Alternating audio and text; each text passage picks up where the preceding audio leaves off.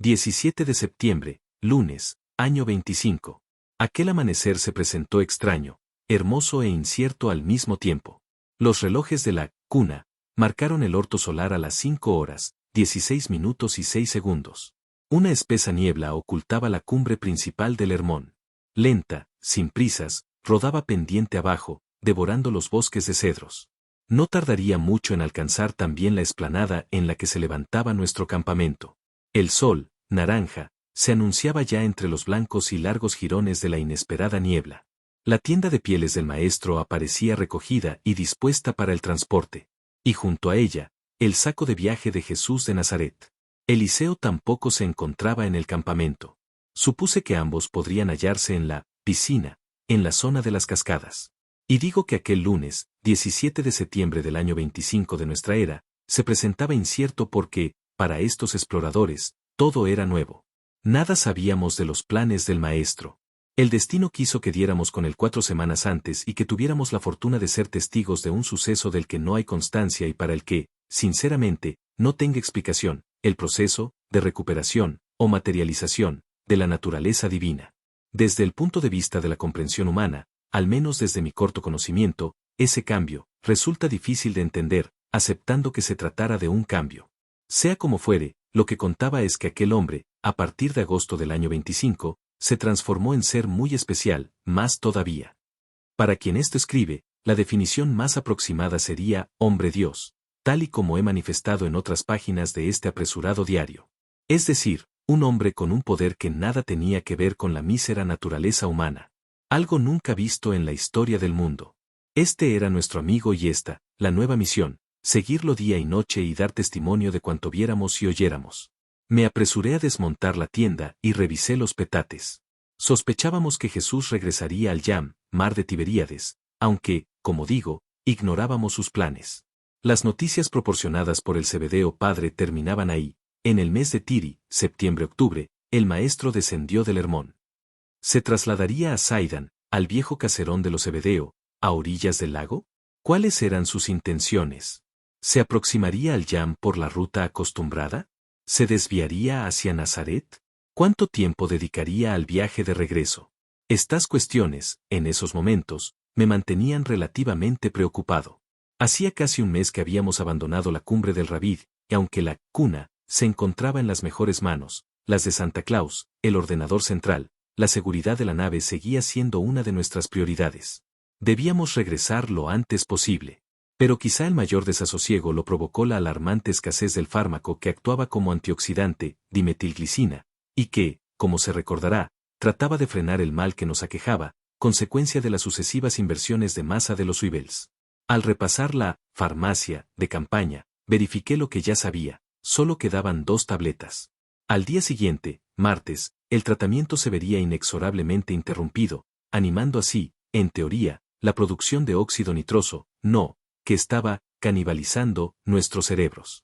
Esto, en suma, como ya expuse en su momento, podía significar una catástrofe. En cuanto a las provisiones, reducidas a unos pocos huevos y a los recipientes que contenían sal, aceite, vinagre y miel, casi ni lo consideré. La invasión de las hormigas arbóreas, las insaciables camponotus, había malogrado muchas de las viandas pero, como digo, ese no era el principal problema.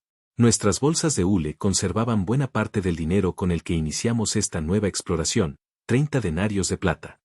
Al entrar en la cercana aldea de Bet Yen, podíamos adquirir todo lo necesario. Por cierto, seguí reflexionando, hoy es lunes, uno de los días en los que el joven Tiglat, el fenicio, debe aprovisionar el campamento. Si el maestro se dispone a dejar estas cumbres, ¿cómo piensa resolver el asunto de los víveres? ¿El maestro? ¿Eliseo? ¿Dónde demonios estaban? Inspeccioné el banco de niebla. Proseguía el descenso, lamiendo ya los corpulentos cedros que rodeaban la explanada por la cara norte. En cuestión de minutos cubriría el campamento, haciendo muy difícil el avance de estos exploradores. Pero mis pensamientos regresaron a los antioxidantes. Los cálculos habían fallado. Si Jesús de Nazaret no retornaba al lago de inmediato, ¿qué podíamos hacer? La reserva de fármacos finalizaba, justamente, ese lunes. Y los viejos fantasmas se presentaron de nuevo. ¿Qué sucedería si las neuronas se colapsaban y provocaban un accidente cerebrovascular? ¿Qué sería de nosotros ante una súbita pérdida de memoria o de visión? En ello estaba cuando, de pronto, en el fondo del saco, mis dedos tropezaron con la pequeña plancha de madera, obsequio de sitio, la posadera del cruce de Asrín. Casi la había olvidado. Creí no tener nada, pero, al descubrir la esperanza, comprendí que lo tenía todo. La leyenda, en koiné, griego internacional, me conmovió. Y sentí una cierta vergüenza. ¿No había aprendido nada en aquellas 4 semanas junto al rabí de Galilea? ¿Por qué me preocupaba? Según el maestro, todo estaba en las manos del Padre. Me sobresalté. No oí sus pasos, que se aproximaban por mis espaldas. Unas manos se posaron dulcemente en mis hombros, y al volverme, aquellos ojos rasgados, acogedores, luminosos como la miel líquida, me sonrieron. Jesús presionó ligeramente con los largos y estilizados dedos. Eliseo, a escasos metros, contemplaba la escena con curiosidad. «Confía», exclamó el maestro, acariciándome con aquella voz firme y profunda. Y tomando la pequeña madera, tras algunos segundos de atenta lectura, concluyó: «Aquí lo dice bien claro. Si tienes esperanza, si confías, lo tienes todo». Era imposible acostumbrarse.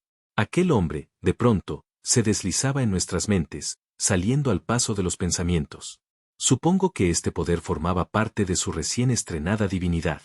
A decir verdad, nunca nos acostumbramos. Vamos, es la hora. Y cargando sacos y tiendas, el maestro y estos exploradores se alejaron del Maane, el rústico campamento ubicado en la Cota 2000, muy cerca de las nevadas cumbres del Hermón, un paraje difícil de olvidar y al que tendríamos la fortuna de regresar en su momento. El Galileo, en cabeza, tomó el senderillo que culebreaba entre los árboles, e inició el descenso hacia el refugio de piedra en el que la familia de los Tiglat acostumbraba a depositar las provisiones todos los lunes y jueves. Mi hermano lo seguía a corta distancia, y quien esto escribe, como siempre, cerraba la menguada expedición. La niebla, advertida quizá por el sol, parecía detenida en los alrededores del dolmen. Eso nos benefició, permitiendo un avance más rápido y seguro. ¿Un avance? ¿Hacia dónde nos dirigíamos? Ni Eliseo ni yo cambiamos impresiones con el maestro. Sencillamente, nos limitamos a seguirlo. Él, en todo momento, tomó sus propias decisiones. No podía ser de otra forma. Según mi hermano, esa mañana, mientras acompañaba a Jesús al último baño en la llamada piscina de yeso, poco faltó para que lo interrogara sobre sus inmediatos planes. El ingeniero, sin embargo, fiel a las normas, optó por el silencio. Era mejor así. Alcanzamos el refugio, en la Cota 1800, en cuestión de minutos. Jesús parecía tener prisa. Pensé que haría un alto y esperaría la llegada de Tiglat con las provisiones. Me equivoqué. El maestro dejó atrás el pequeño semicírculo de piedras negras que había servido de almacén y prosiguió por la senda, rumbo a la aldea de Bet-Yen. Eso, al menos, fue lo que supuse. Era verosímil que Jesús quisiera despedirse de la amable familia. La estrecha y voluntariosa huella de ceniza volcánica desembocó, al fin, en un claro de tristes recuerdos. Jesús se detuvo y, en silencio, contempló la media docena de osamentas y vísceras de cabras que colgaban de las ramas de la corpulenta sabina. Allí, casi descarnada, oscilaba también la cabeza de Oté, el fiel y valiente perro de Tiglat, decapitado por uno de los bucoles, bandidos de la Gaulanitis. Y durante algunos segundos rememoré la lucha bajo el fortísimo aguacero y la huida de los bucoles. Eliseo y yo cruzamos una significativa mirada. Nadie dijo nada. Jesús reanudó la marcha. Mi hermano se encogió de hombros y se apresuró a seguirlo. Por un momento pensé en la reaparición de Al, el bandido de la pata de palo. Pero ¿por qué me atormentaba? Nosotros éramos unos simples observadores. Debíamos esperar. Solo eso. Al llegar a la altura de los restos del bucol llamado Ana, Castigo, entre el camino y el apretado bosque de pinos albar, el Galileo se detuvo nuevamente. Su atención se hallaba centrada en el fondo del senderillo. Ni siquiera reparó en el esqueleto de Ana. Avanzó algunos pasos y volvió a detenerse. ¿Qué sucedía? Al final de aquel tramo, si no recordaba mal, se alzaba el Aserat, la formación megalítica integrada por 5 piedras cónicas de basalto negro, toscamente labradas, que representaban a otros tantos dioses fenicios. La inquietud se prolongó unos segundos. Mis dedos, instintivamente, se deslizaron hacia lo alto de la vara de Moisés. Al poco respiré aliviado. Por la negra senda vimos ascender al joven Tiglat. Caminaba despacio, tirando de las riendas del alto y poderoso onagro, el asno propiedad del maestro. Al vernos detuvo la marcha. El sol, despegando sobre la sierra, lo iluminó de frente, entorpeciendo la visión. Supongo que necesitó asegurarse sobre la identidad de aquellos 3 inesperados caminantes. Finalmente, sentándose en la orilla de la Leyin, el aprendiz de río que nacía en los ventisqueros, aguardó nuestra llegada. El muchacho, en efecto, conducía al animal hasta el refugio de piedra. En las 2 grandes alforjas de junco, la familia había reunido las acostumbradas provisiones, suficientes para 3 días. Y me hice una pregunta cuya respuesta conocía muy bien. ¿Cómo había detectado aquel hombre la presencia del joven guía fenicio? Ni Eliseo ni yo lo descubrimos hasta tenerlo a la vista. Jesús se acomodó al pie de uno de los ídolos de piedra y nos invitó a que lo imitáramos, descansando. Tiglat, lógicamente confuso, nos interrogó sobre el destino de las provisiones. Mi hermano y yo guardamos silencio. Y Jesús, ausente, continuó con la cabeza reclinada en el basalto negro, ofreciendo el rostro al azul del cielo y a los tibios y primerizos rayos solares. Tiglat no repitió la pregunta. Se dirigió al onagro y buscó entre las viandas. Eliseo se alejó unos metros de la Serat, confundiéndose entre el oloroso maquis de tomillo, menta y salvia amarilla. Comprendí que deseaba orinar. Y mi atención regresó al Hijo del Hombre. El rostro, bronceado, alto y estrecho, de frente despejada y barba partida en 2, ahora algo descuidada por la larga permanencia en el Hermón, aparecía sereno, casi radiante. Tenía los ojos cerrados, mostrando aquellas hermosas y tupidas pestañas. No había duda. Jesús era un hombre feliz, al menos en esos instantes. Era desconcertante. El maestro había ido a sentarse al pie de la representación de Resef y Aleyin, hijos del también dios fenicio Baal-Ros, el señor de los promontorios. A pesar de su condición de Yehudai, judío, no pareció importarle, en absoluto, la naturaleza pagana de la hilera de piedras. Pronto nos acostumbraríamos también a esta actitud del Galileo, siempre respetuosa y comprensiva con todos y con todo. Tiglat extendió una estera de hoja de palma sobre la hierba que cubría el acerat, y en silencio, procedió a ordenar una serie de provisiones. Entonces recordé que todavía no habíamos desayunado. Mi hermano se aproximó eufórico a la improvisada mesa e interrogó al muchacho. En esos momentos, Jesús abrió los ojos y, buscándome con la mirada, me hizo un guiño. Tarta de semillas de amapolas, anunció Tiglat, señalando un esponjoso pastel de color dorado. Recién horneada por mi madre. Miel, sultanas, manzanas, mantequilla, huevos y cáscara de limón. El delicioso dulce fue rematado con una capa de salsa de almendras y huevo batido. A su lado, mantequilla, confitura de granada y queso. Jesús inspiró profundamente. Se recogió los largos y lacios cabellos color caramelo en la acostumbrada cola y, frotándose las largas y velludas manos, procedió a trocear el pastel, repartiéndolo. ¿Por qué me había guiñado el ojo? Solo se me ocurrió una explicación. Él sabía lo que estaba pensando. El maestro, entonces, aclaró las dudas del joven fenicio, y de paso, algunas de las nuestras. Su hora estaba cercana, dijo, y debía regresar con los suyos, preparándose para el momento en el que revelaría al padre. No habló de fechas. Y ante el asombro de Tiglat, el maestro le cedió el onagro, la tienda de pieles y la casi totalidad de las provisiones. Cargó algunas de las viandas en su saco de viaje y, tras desear la paz al muchacho y a los suyos, se alejó de la Serat con sus típicas y rápidas zancadas. Eliseo y quien éste escribe, tan desconcertados como el fenicio, nos deshicimos igualmente de la tienda y, sin casi despedirnos, salimos tras él, a la carrera. Nos equivocamos de nuevo. El maestro tenía muy claro qué y cómo hacer. E hicimos bien en situarnos en un discreto segundo plano. Lo sucedido en la cadena del Hermón fue una excepción. Nosotros, ahora, no debíamos hacer la más endeble o insignificante de las insinuaciones. Aún así, y decía que erramos en las apreciaciones porque, al llegar al cruce de caminos ubicado frente al aserradero, el maestro, siempre en cabeza, tomó la dirección de Paneas, olvidando el senderillo que se alejaba hacia Bet-Yen, la aldea de los Tiglat. Aquella ruta, igualmente intrincada y solitaria, descendía entre los bosques en dirección suroeste. En la referida encrucijada, un poste de madera anclado en la escoria volcánica era la única señal de vida en varios kilómetros a la redonda. Paneas. 7 millas. Eso, más o menos, dependiendo del destino, significaba alrededor de hora y media de marcha. Busqué el sol y deduje que podrían ser las 8 de la mañana. Ahí terminaron mis cálculos. ¿Quién podía ir más allá con aquel hombre? Eliseo se unió a este explorador y me interrogó sobre la nueva senda. Poco pude decirle. Sospechaba que moría en la ruta de Damasco, muy cerca de la citada ciudad de Paneas o Cesarea de Filipo.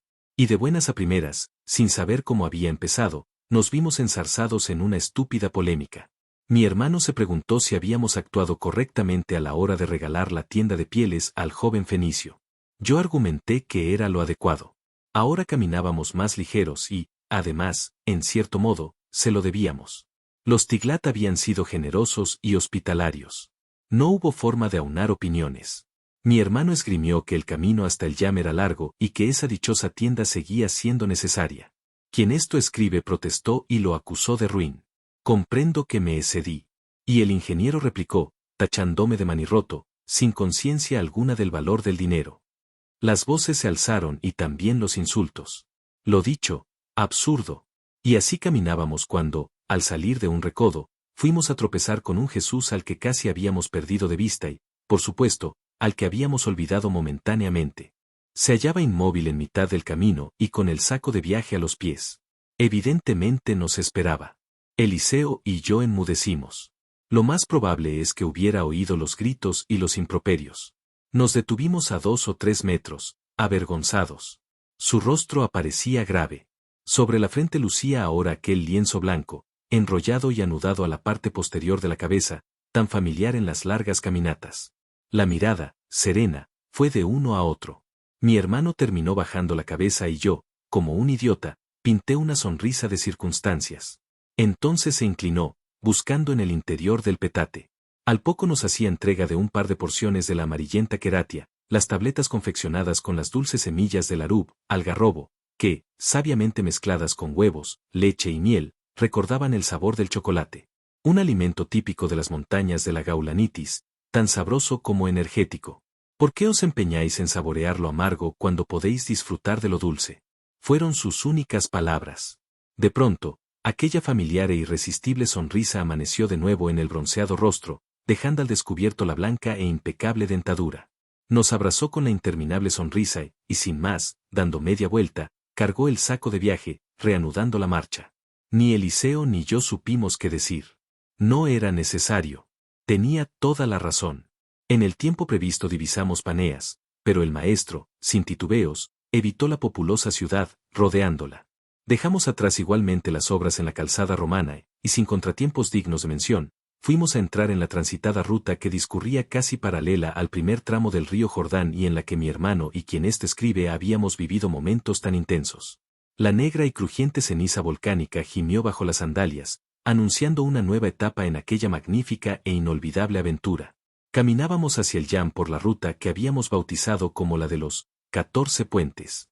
Eso era todo lo que sabíamos en esos momentos. El Galileo se distanció nuevamente. Era su particular forma de decirnos que deseaba estar solo. Y Eliseo y yo nos mantuvimos a medio centenar de metros, siempre pendientes. A pesar del intenso trajín de hombres, caravanas y ganado, en uno y otro sentido, la notable estatura del maestro, 1,81 metros, muy superior a la media judía de aquel tiempo, nos permitió un seguimiento cómodo. Ya me he referido a ello en otros pasajes de este diario, pero creo oportuno recordar que Jesús de Nazaret era también un atractivo ejemplar humano, con una constitución física envidiable, más propia de un atleta que de un artesano. Sus hombros eran anchos y poderosos, con una musculatura elástica y armoniosamente desarrollada. Jamás percibí un gramo de grasa. Las piernas, especialmente duras y fibrosas, destacaban por su potencia y agilidad.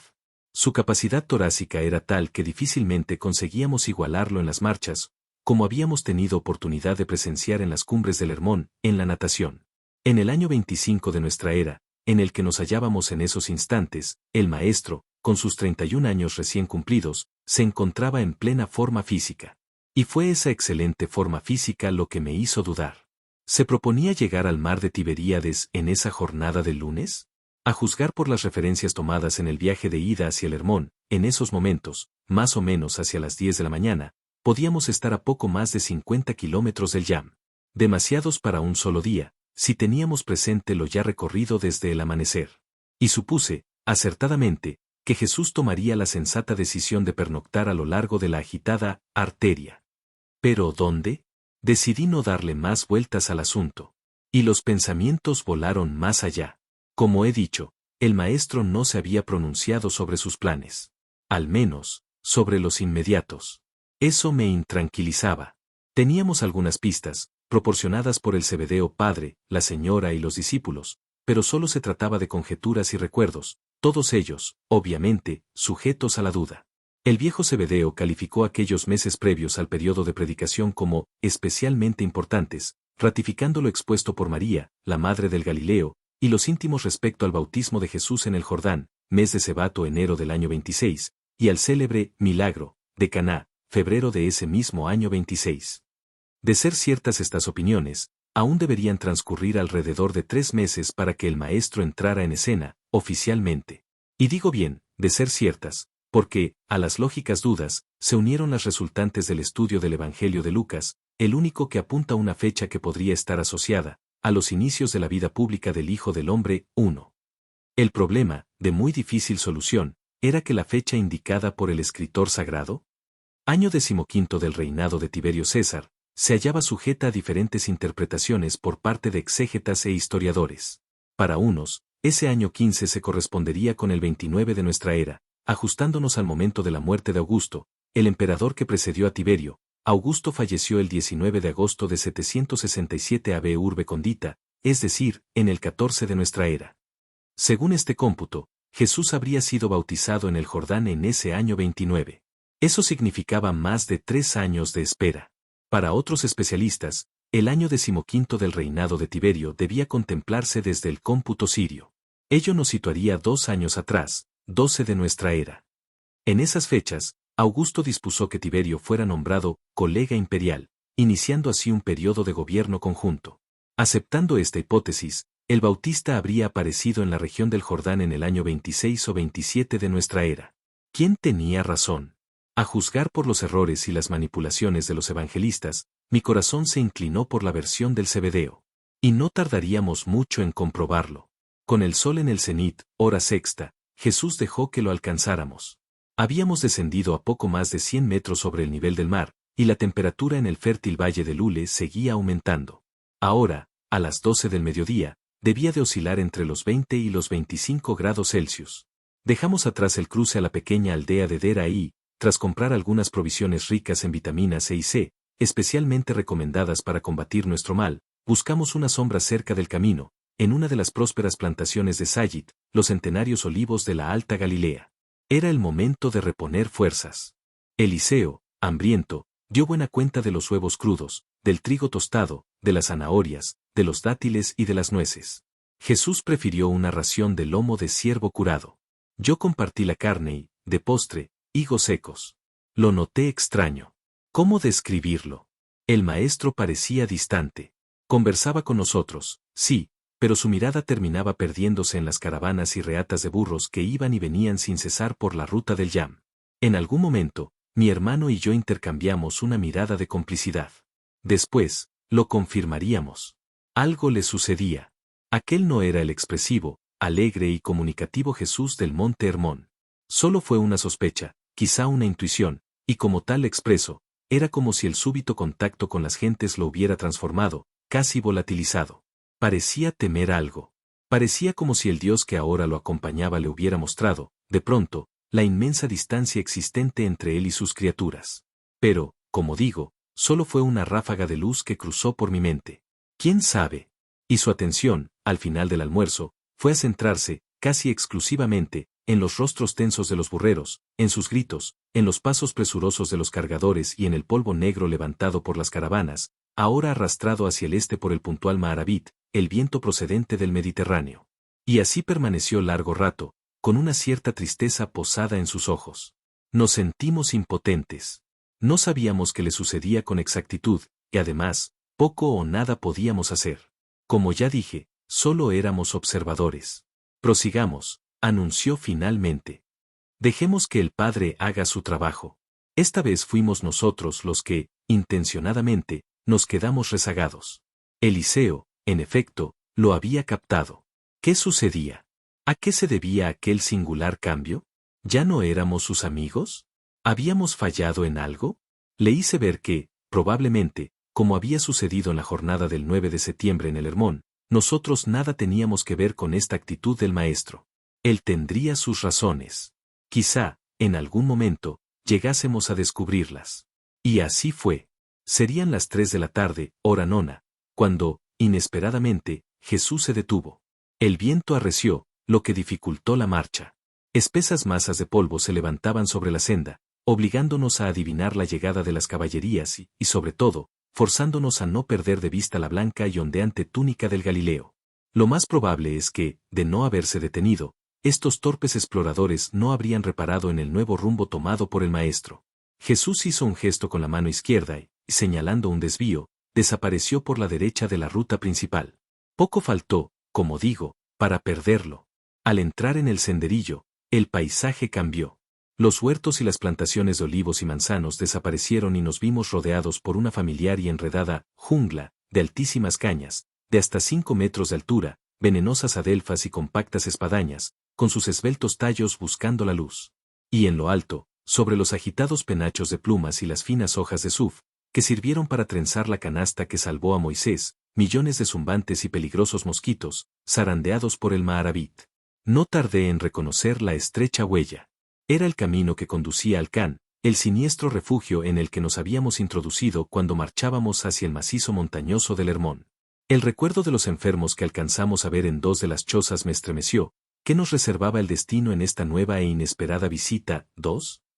Según mis cálculos, en esos momentos nos hallábamos a unos 6 kilómetros de la posada situada en el cruce de Asrín y a 20 de la costa norte del lago o mar de Tiberíades. Dudé. ¿Era aquel el lugar en el que el maestro se proponía pasar la noche? ¿En las chozas, junto a los lisiados y los dementes? Rechacé la idea y supuse que solo se trataba de una visita. El sol huía hacia el oeste, pero aún faltaban 3 horas para el ocaso. Lo lógico es que siguiéramos caminando, pernoctando, quizá, en el albergue de sitio, el homosexual. Al descubrir las chozas nos detuvimos. Eran 7, levantadas en círculo en una explanada de unos 100 metros de diámetro, sobre una ceniza negra y volcánica, y rodeadas de un no menos impenetrable bosque de arundos. Por detrás del Khan, a no mucha distancia, se adivinaba el rumor del río Jordán, que se alejaba del lago Ule. Cientos de aves acuáticas se recortaban en el cielo azul, preparándose con sus chillidos para la prometedora pesca de la puesta de sol. Algunas garzas y cigüeñas blancas, supongo que aburridas, habían optado por esperar sobre los tejados de ramas de palma de las chozas. Y desde allí, a 3 metros del suelo, observaban o espantaban con displicencia los nubarrones de insectos que dominaban el calvero. El maestro avanzó seguro hacia el centro de la explanada. Estaba claro que conocía el lugar. Y Eliseo y quien esto escribe esperamos. En mitad de la referida explanada, alguien se empeñaba en encender un fuego. El viento racheado, sin embargo, hacía inútiles los intentos de aquellos 2 personajes. A nuestra izquierda, junto a la pared de cañas de una de las chozas, trajinaba una docena de hombres y mujeres. Otros, sentados o tumbados sobre la ceniza, dormitaban o contemplaban el ir y venir de los primeros. Algunos de los hombres, con las túnicas arremangadas, limpiaban y troceaban pescado, arrojando las vísceras a grandes barreños de barro. El corazón aceleró. Miré a mi hermano y pálido, no replicó. Tenía la vista fija en el más joven de los 2 individuos que luchaban por hacer prosperar el fuego. Era Denario, el niño sordomudo que había tratado de robarnos en las proximidades del Yam. Y recordé la información proporcionada por sitio. El jovenzuelo, de 8 o 9 años de edad, cuyo verdadero nombre era examinado, designación que se daba en aquel tiempo a los niños abandonados, había sido recogido en el Khan por así, el responsable y administrador del albergue. A raíz del incidente en lo que llamábamos el calvero del pelirrojo, justamente en recuerdo de Denario, Eliseo le tomó un especial cariño. Denario, sin embargo, al alcanzar la posada de Asrín, desapareció de nuestra vista. El niño, de pronto, alzó la cabeza y fue a distinguir la alta figura del Galileo, que se aproximaba. Se puso en pie y, alarmado, fue a tocar el hombro del que continuaba arrodillado. Al principio, cubierto con un blanco y generoso turbante, no lo reconocí. Además, era 5 años más joven. El hombre se incorporó y, tras unos segundos de atenta observación, sonrió al maestro. Rodeó las piedras que formaban el hogar y se dirigió a su encuentro. Al desearle la paz y besarlo en la mejilla, Jesús le correspondió con el mismo saludo. Entonces supe que se trataba de Así, el esenio. Era el único en el can que vestía de blanco inmaculado, con una túnica hasta las rodillas. Lucía en el pecho la insignia de latón, la aruta, que lo acreditaba como médico o rofé, una hoja de palma. Él, sin embargo, rechazaba este título, asegurando que solo Yahvé era el verdadero rofé. Prefería proclamarse como un modesto auxiliador. Lo conocí en la casa de los Zebedeo, en la aldea de Sidán, y en circunstancias delicadas. Pero eso fue en el año 30. Ahora, 5 años atrás, no podía reconocerme. Fue casi simultáneo. Mientras el maestro y el auxiliador caminaban complacidos hacia el centro de la explanada, Denario emitió uno de aquellos sonidos guturales, y saltando sobre el hogar, corrió como un gamo a nuestro encuentro y se abrazó a la cintura de mi hermano. Eliseo, sorprendido, acarició el desnutrido, casi esquelético, cuerpo del jovencito, y le besó los cabellos. Y el pelirrojo, tembloroso, permaneció así durante más de 1 minuto. Así y el Hijo del Hombre fueron a tomar posiciones alrededor de las piedras, turnándose en un nuevo intento por hacer brotar el fuego. Parecían viejos conocidos. Más adelante tendríamos puntual información sobre la amistad entre Jesús y el egipcio, destacado por la comunidad esenia de Qumran en la lejana Gaulanitis con la finalidad de ejercer como médico entre los más desfavorecidos. Así se hizo cargo del can y conoció al maestro en una de sus habituales visitas a Naum, Cafarnaún. Allí nació una sincera amistad. Jesús visitaba el can con frecuencia, y ayudaba, incluso, con algunas contribuciones económicas. Siempre era bien recibido. Meses más tarde, en plena vida pública, como creo haber referido, aquel esenio dulce y compasivo, y en especial, los lisiados y dementes que habitaban el can, jugarían un papel importantísimo en uno de los prodigios del Rabí de Galilea. Pero vayamos paso a paso. Jesús susurró algo al esenio y éste, levantando los negros y profundos ojos hacia estos inmóviles exploradores, nos animó de inmediato a que nos acercáramos. Eliseo y el niño tomaron la delantera, uniéndose al jefe del can y al Galileo. Yo respondí igualmente a los saludos de así y fui a sentarme a una prudencial distancia de los 4. El maestro parecía más animado. El instinto, sin embargo, me previno. Algo o alguien acechaba. Fue necesario esperar. El Maharabit no cedería hasta la puesta de sol. Con aquel viento obstinado no era fácil preparar el fuego. Denario, acurrucado en el regazo de Eliseo, terminó por dormirse. Jesús y así siguieron conversando, y quien esto escribe, recordando la pasada experiencia en el interior de las chozas, se retiró discreta y silenciosamente, caminando hacia el grupo que procedía a la limpieza del pescado. Era casi seguro que el maestro deseaba hacer noche en aquel lugar y, movido por la intuición, quise explorarlo en la medida de lo posible. En un primer momento centré la atención en 3 grandes canastos repletos de peces. Todavía saltaban, haciendo huir a las moscas y a las nubes de mosquitos. Los cortadores me observaron con curiosidad. Varias de las mujeres procedían a la selección y al lavado previos. Creí reconocer carpas, tilapias, barbos y siluros, todos ellos capturados en las cálidas aguas del hule. Aunque la mayor parte de los inquilinos del can no era judía, así, como Esenio, respetaba estrictamente lo establecido por la ley mosaica sobre animales puros e impuros. 3. En este sentido, los alargados y cilíndricos, siluros, sin escamas, de piel mucosa y prácticamente sin aletas, eran apartados y olvidados en un enorme cesto. Así lo disponía el extraño Yahvé. Las carpas, en cambio, azules, verdes y rosadas, eran abiertas por el vientre y, una vez extraídas las entrañas, depositadas en barreños de piedra. Allí, otras mujeres las sazonaban con especias y sal gruesa. Algunos de los ejemplares, tipo espejuelos, podían pesar del orden de los 8 kilos. Al inspeccionar las tilapias y los barbos, dispuestos ya para el asado o la fritura, mis ojos se detuvieron unos instantes en los hombres y mujeres, supuestos viajeros, de paso por el can, que permanecían sentados o tumbados al pie de la choza. Me extrañó porque casi no se movían. No hablaban. Las miradas, vidriosas, como hipnotizadas, perseguían con frenesí los destellos de los machetes de los cortadores de pescado. Presentí algo pero, rechazando la idea, bajé la vista, simulando interés por uno de los ejemplares capturados por así y su gente en el hule. Se trataba de un BNT 4, así lo llamaron los cortadores, un barbo de casi 1 metro de longitud y más de 5 kilos de peso, de aspecto similar al de las anguilas y que, días después, de regreso a la cuna, Santa Claus identificó como el Clarias macracanthus, una de las especies autóctonas de Galilea, con 8 barbas. en lugar de las 2 o 4 que presentan el resto de los barbos en el labio superior. El Clarias, aunque perteneciente al mismo orden y género de los barbos, se diferenciaba también del resto de las familias por el hecho insólito de lanzar unos gritos que erizaban los cabellos en las noches de otoño. Supongo que mi condición de médico fue decisiva. Había prometido no presentarme como tal en aquel tercer salto, evitando así los problemas en los que me vi envuelto en las aventuras precedentes. Y estaba dispuesto a mantener esta decisión, pero, a la vista de lo que tenía delante, no pude o no supe alejarme. No me equivoqué.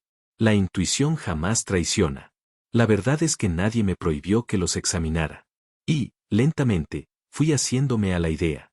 Aquel can era muy especial. Allí, junto a los que preparaban la cena, vigilados en cierto modo por cocineras y cortadores, aguardaba una serie de enfermos a los que no tuve acceso en mi primera visita al refugio. Así, poco después, confirmaría la sospecha, se trataba de los menos agresivos y problemáticos, los únicos que no exigían una vigilancia estrecha y continuada. Dios de los cielos. ¿Qué era aquello? Uno de los hombres, hecho un ovillo, con la espalda reclinada en las cañas, miraba sin ver. Moscas e insectos lo devoraban, pero, inmóvil como un mármol, ni siquiera pestañeaba. Pasé la mano frente a los azules ojos y verifiqué lo que imaginaba. Era ciego. Los dedos, especialmente los de las manos, eran extraordinariamente largos, los pulgares alcanzaban 10 o 12 centímetros. Examiné el resto de los tejidos de las extremidades y deduje que me hallaba frente a un posible síndrome que alteraba el crecimiento del esqueleto, la dolencia que padeció Abraham Lincoln. 5.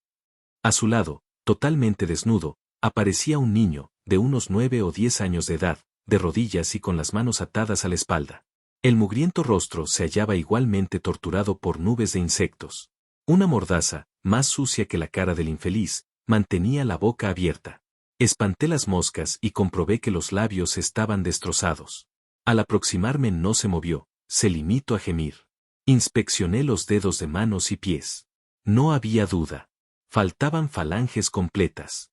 Quizás se trataba de un caso de autocanibalismo, conocido en medicina como síndrome de Nian, otra dolencia de origen cromosómico y, como la anterior, de muy difícil solución. 6. El niño, víctima de un retraso mental y motor, terminaba devorando sus propios labios y dedos. De ahí la necesidad de atarlo y amordazarlo de forma permanente. Antes de proseguir el examen de aquellas pobres criaturas, lancé una ojeada al grupo que permanecía en el centro de la explanada. El maestro y el resto, aunque aparentemente absortos en la conversación, seguían mis movimientos con curiosidad. Eso, al menos, fue lo que deduje de sus furtivas miradas. En cuanto a las mujeres y los cortadores, ninguno de ellos se preocupó demasiado por mi presencia. El tercer y cuarto enfermos me dejaron igualmente desarmado y con el corazón en un puño. Sentado sobre la negra ceniza volcánica, un niño anciano sostenía entre sus brazos a un joven, paralítico. Era la primera vez que me enfrentaba en las tierras de Israel a un caso de progeria, o muchacho con el aspecto de anciano. Me situé en cuclillas y aventuré una amplia sonrisa. El niño respondía a las principales características de esa enfermedad: cabeza enorme, desproporcionada, calva, con gruesas venas sobresalientes, ausencia de cejas y pestañas, ojos saltones y diminutos, nariz en forma de pico de loro, mentón retraído, casi inexistente, pecho angosto, articulaciones grandes y rígidas y numerosas manchas marrones en brazos y manos. Replicó con otra sonrisa, mostrando unos pocos dientes, tan irregulares como mal repartidos. La piel era fina, muy frágil, y los brazos y las piernas, casi esqueléticos. No creo que levantara más de 1 metro de altura. ¿Qué edad tienes? Abrió de nuevo la enorme boca y respondió feliz. 20. Aquello también era singular. Según mi información, pocos síndromes de envejecimiento prematuro, 7, alcanzan tanta edad. Este es mi amigo Tamim. Yo soy Tamid. Y volvió a sonreír ante el juego de palabras. Tamid, entre otras cosas, quería decir vivir al día. En cuanto a su amigo, el paralítico, Tamim era sinónimo de íntegro o intachable. Comprendí y sonreí para mis adentros. El que los había bautizado con estos apodos era muy consciente del doble significado. Vivir al día era lo único a lo que podía aspirar el niño anciano. La progeria arrastra generalmente anomalías cardíacas y respiratorias, así como lesiones cerebrales o del sistema nervioso, que desembocan siempre en una muerte prematura. En cuanto a Tamim, el calificativo era intachable y sangrante. El joven, antaño fuerte y musculoso, solo movía los ojos. Ni siquiera estaba capacitado para hablar. ¿Cómo no ser íntegro en tales circunstancias? Tamim había sido buscador de esponjas en las aguas de Chipre y de Grecia. Un día empezó a sentirse mal. Los músculos de las manos fallaron y, poco a poco, la dolencia fue extendiéndose por los brazos. Fue trasladado a las costas de Fenicia y, desde allí, al Khan de Lule. Hacía semanas que había dejado de comer. Solo admitía líquidos. 8. Tamid, el niño anciano, cuidaba de él día y noche. El muchacho paralítico, que parecía conservar intacta la inteligencia, me observó desde los profundos y vivísimos ojos negros. No supe qué hacer, ni qué decir. Y la tristeza, una inmensa tristeza, cayó sobre este impotente explorador. Yo no lo sabía en esos momentos, pero, sin querer, estaba pasando revista a los protagonistas de un futuro y extraordinario suceso en el que, naturalmente, se vio envuelto Jesús de Nazaret. Pero esa historia llegará a su debido tiempo. Algo más allá, tumbados en angarillas de tela y fibras vegetales, impasibles al viento y a las mortificantes moscas, se alineaban los más ancianos del Khan. La mayoría, por lo que pude apreciar, se encontraban en las fases más avanzadas de Parkinson y Alzheimer. En los primeros, el temblor ya no era importante, aunque las funciones motoras aparecían muy deterioradas, haciendo inviable la marcha. En realidad, ninguno de ellos era capaz de ponerse en pie. Se hallaban en decúbito supino, con las cabezas inclinadas sobre el tórax, las bocas abiertas y negras por el mosquerío y con un permanente babeo. Algunos hablaban a gran velocidad, con un hilo de voz tan monótono como ininteligible. Por supuesto, nadie respondía. 9. Con los afectados por el mal de Alzheimer sucedía algo parecido. La fase última los había reducido a simples y molestos vegetales, incapaces de valerse por sí mismos, y allí permanecían durante horas, mudos y rígidos, aguardando a que una neumonía, una infección urinaria o las terribles úlceras provocadas por la permanente postura en decúbito acortaran su desgraciada existencia. Los cuidadores, ahora atareados en la preparación del pescado, no se distinguían precisamente por el cariño y la dedicación a estos infelices. El último de los enfermos que alcancé a distinguir en aquellos momentos fue una mujer. Podía rondar los 40 años. Se hallaba sentada entre los Parkinson. Las muecas y los bruscos movimientos de manos y pies me indicaron de inmediato el mal que padecía, muy posiblemente un Corea de Huntington, otro trastorno degenerativo y hereditario que se caracteriza por los movimientos rápidos y complejos, en especial en las extremidades. Al llegar a su altura, las muecas arreciaron. Y la mujer, asustada, inició una rápida y continuada expulsión de la lengua, elevando las cejas y procediendo a la ininterrumpida contracción de labios y párpados. Me eché hacia atrás, tratando de evitar un empeoramiento de la demente. La fortuna, sin embargo, no estaba de mi lado. Al retroceder fui a tropezar con otro de los inquilinos del Khan, y me precipité sobre él. Me incorporé a gran velocidad y, ante la atónita mirada de cortadores, limpiadoras y de quien éste escribe, la mujer que había resultado arrollada se puso en pie, gritando como una poseída. Fue todo vertiginoso. Hizo presa en mis testículos, y berreando, exigió que le devolviera lo que era suyo. Al zarandearme, el manto que le cubría resbaló dejando al descubierto unos ojos prominentes, grandes como huevos y con las córneas ensangrentadas y ulceradas. Fuera de sí, tras soltar los genitales, echó mano del vientre, y, tirando con violencia del ceñidor, reclamó su estómago y los intestinos. «Me habéis robado, ladrones. ¿Dónde está mi sangre? ¿Dónde habéis puesto mi estómago y mis entrañas?» Los ojos, con las pupilas dilatadas, incapaces de parpadear, con una exoftalmía, proyección anormal del globo, progresiva y aguda, me asustaron. Al reparar en el cuello y observar el abultado bocio estuve seguro. Aquella enferma padecía un hipertiroidismo, quizá la llamada enfermedad de Graves, al que había que sumar un problema mental grave que los psiquiatras denominan síndrome de Cotard o delirio de negación. El sujeto, como consecuencia de una esquizofrenia o de una lesión cerebral, considera que le han robado no solo sus pertenencias materiales, sino también sus órganos. Y cree que los ladrones están por todas partes. La mujer, entonces, tiró de la túnica que cubría mi pecho y, pasando de los gritos a los gemidos y el llanto, se preguntó y me preguntó por su corazón. ¿Dónde lo has puesto? No hubo tiempo para nada más. Dos de los cortadores de pescado y ayudantes del auxiliador saltaron sobre la pobre enferma y la redujeron. Yo recuperé la vara de Moisés, y, avergonzado, sin saber qué hacer, me alejé del grupo. Así, en pie, alertado por los gritos de la demente, observaba atento. También Eliseo y el niño sordomudo se habían incorporado, expectantes. Solo Jesús continuaba sentado. Tenía la cabeza baja, como si el incidente no hubiera existido. Los cortadores hicieron una señal y el esenio, comprendiendo que todo estaba bajo control, volvió a arrodillarse frente a las piedras que formaban el hogar, aguardando mi llegada. Mi mente, confusa ante lo que acababa de ver y lo que recordaba de la primera visita al Can, trató de estabilizarse. ¿Por qué habíamos ido a parar a semejante infierno? El destino lo sabía. Quizá caminé 3 o 4 pasos, no más, hacia el centro de la explanada, cuando, inesperadamente, el viento cesó. El Maharabit, como creo haber mencionado, procedía del mar Mediterráneo y soplaba habitualmente entre el Nisan, marzo-abril, y el Tiri, septiembre-octubre, siempre entre el mediodía y la puesta de sol. Instintivamente, me volví y comprobé que faltaba más de 1 hora para el ocaso. Fueron segundos. Todo sucedió muy rápido. Al contemplar la posición del sol, un súbito aleteo de las aves que descansaban en lo alto de las chozas me previno. Algo las había asustado. Y varias de ellas, extendiendo y batiendo las blancas alas, se alejaron hacia el horizonte de cañas. Acto seguido, en mitad del silencio provocado por la caída del viento, oímos un aullido desgarrador. En un primer momento, desconcertado, no supe si era humano. Procedía de algún punto cercano del cañaveral, al este del refugio.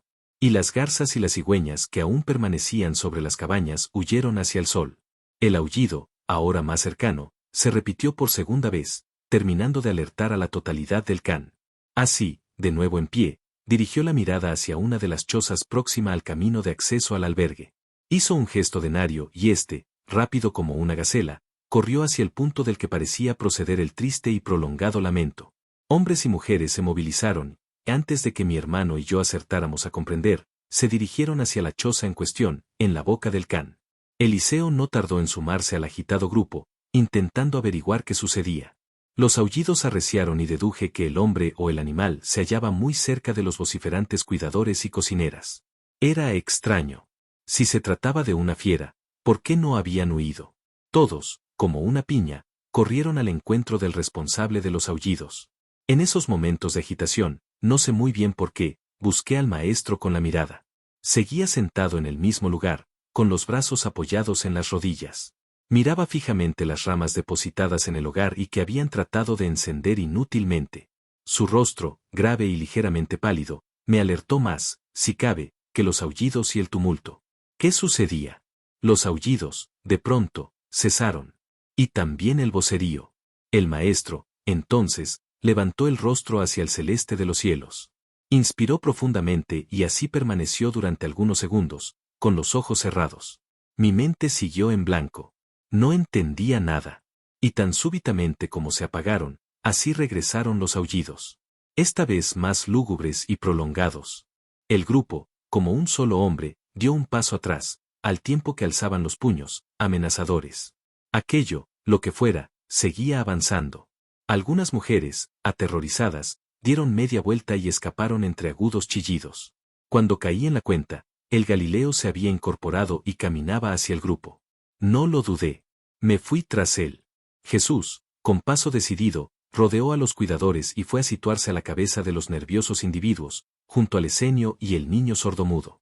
¿Cómo pude olvidarlo? Allí estaba el responsable de los aullidos. Eliseo y yo tuvimos un encuentro con él en la primera visita al Can. Se trataba del joven encadenado, un muchacho de unos 20 años, negro como el carbón y tatuado, de la cabeza a los pies con pequeños círculos, en realidad, escarificaciones o incisiones en la piel, provocadas con algún punzón o arma blanca. Aparecía igualmente desnudo, sudoroso, con el rostro desencajado por la cólera y el tobillo izquierdo lacerado y sangrante por el continuo roce del grillete que lo aprisionaba. Una cadena de gruesos eslabones, de unos 3 metros, lo anclaba a la base de una de las cabañas. El negro, alto y musculoso como el Galileo, había llegado al límite permitido por la cadena, a poco más de 2 metros de así y de denario. Jadeaba violentamente, amenazando a los habitantes del refugio con un pelícano muerto que sostenía por encima de la cabeza. Varias veces lo proyectó hacia el auxiliador, acompañando los ataques con otros tantos aullidos. El desgraciado, como ya indiqué, padecía un síndrome ligado a la locura que provocaba furiosos ataques de ira. En esos momentos se transformaba en una bestia salvaje, sin control alguno, capaz de aplastar a quien se pusiera a su alcance. La posible dolencia, llamada amok, lanzarse furiosamente a la batalla, según interpretación malaya, era relativamente habitual entre los orientales y determinadas etnias del África Central. A cada acometida, así y el grupo retrocedían instintivamente. El esenio, nervioso, trataba de calmar al loco, aconsejándole que dejara en tierra la pesada ave del largo y afilado pico azul. Las palabras, los gestos y la proximidad del jefe del can tuvieron un efecto contrario al deseado. Y el negro, en plena crisis, ciego por la rabia, lanzó otro ataque. Esta vez, frenado bruscamente por el grillete, aquella masa de odio y fuerza bruta perdió el equilibrio y se precipitó contra la ceniza volcánica. El pelícano rodó por tierra y así se apresuró a capturarlo. Jesús, entonces, se dirigió a su amigo, el auxiliador, y pidió que liberara al negro. El rostro del maestro continuaba serio.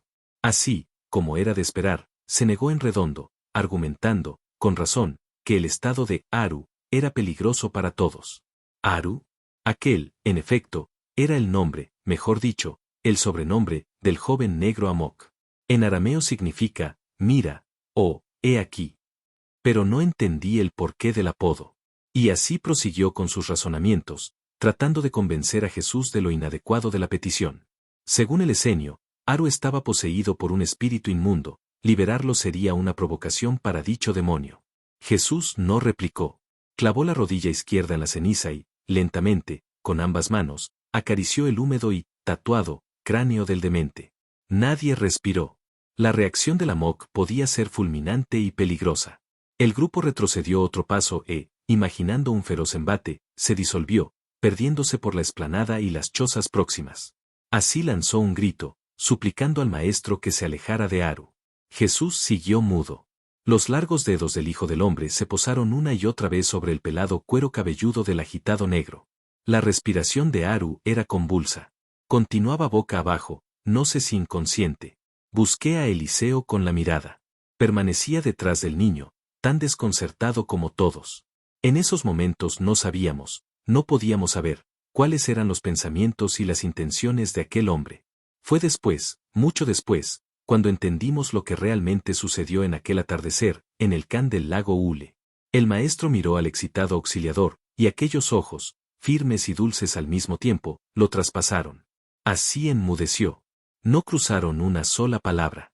Y el esenio, comprendiendo que la orden no admitía discusión ni demora, se volvió hacia Denario y, por señas, le indicó que buscara a alguien.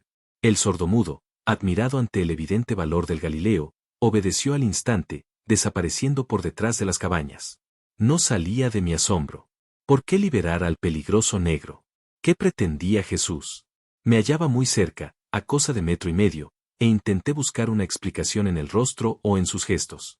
Lo que acerté a descubrir no me sirvió en esos críticos instantes. Como decía, era muy pronto para comprender. El maestro, en silencio, terminó por doblar la pierna derecha, arrodillándose frente al negro. Hizo girar el cuerpo de Aru y lo alzó suavemente, dejando que las espaldas descansaran sobre sus muslos. Inmovilizó la cabeza del Amok sobre el vientre, buscó la cinta de tela que sujetaba sus cabellos y fue a desatarla. Aru, con los ojos cerrados y la respiración entrecortada, parecía haber perdido la conciencia. Una de las cejas, rota por el impacto contra la escoria volcánica, manaba sangre en abundancia. El maestro, entonces, se dirigió de nuevo al esenio y solicitó agua. Así dudó. Al punto, sin embargo, rendido ante aquella voz afable y decidida, dio media vuelta, obedeciendo. Jesús plegó el sudarium que le servía habitualmente para recoger los cabellos en las largas caminatas, y buscando una zona no contaminada por el sudor, taponó la herida de la ceja, presionando delicadamente. Al cabo de medio minuto levantó la improvisada gasa hidrófila y observó la brecha.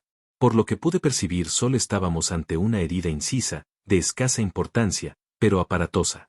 La sangre, probablemente de los capilares, de un rojo vino, fluía de modo continuo, formando lagunas, napa. El maestro inspeccionó el apósito, y su grado de absorción, y doblando la tela, repitió la operación, tratando de contener la hemorragia. Fue un minuto largo, inolvidable. Difícil de entender, sí, pero inolvidable. Un dios, arrodillado, sostenía en su regazo a un mísero y anónimo negro. La mano izquierda, firme y segura, velaba sobre la herida, y la derecha, con dulzura, acariciaba la sucia mejilla de Aru. Los dedos se pasearon despacio por el mentón y los labios, agrietados y casi irreconocibles. Espié cada gesto e intenté deslizarme entre sus sentimientos. Pobre de mí. ¿Cómo pretender semejante cosa? Jesús, ajeno a cuanto lo rodeaba, siguió frenando la hemorragia.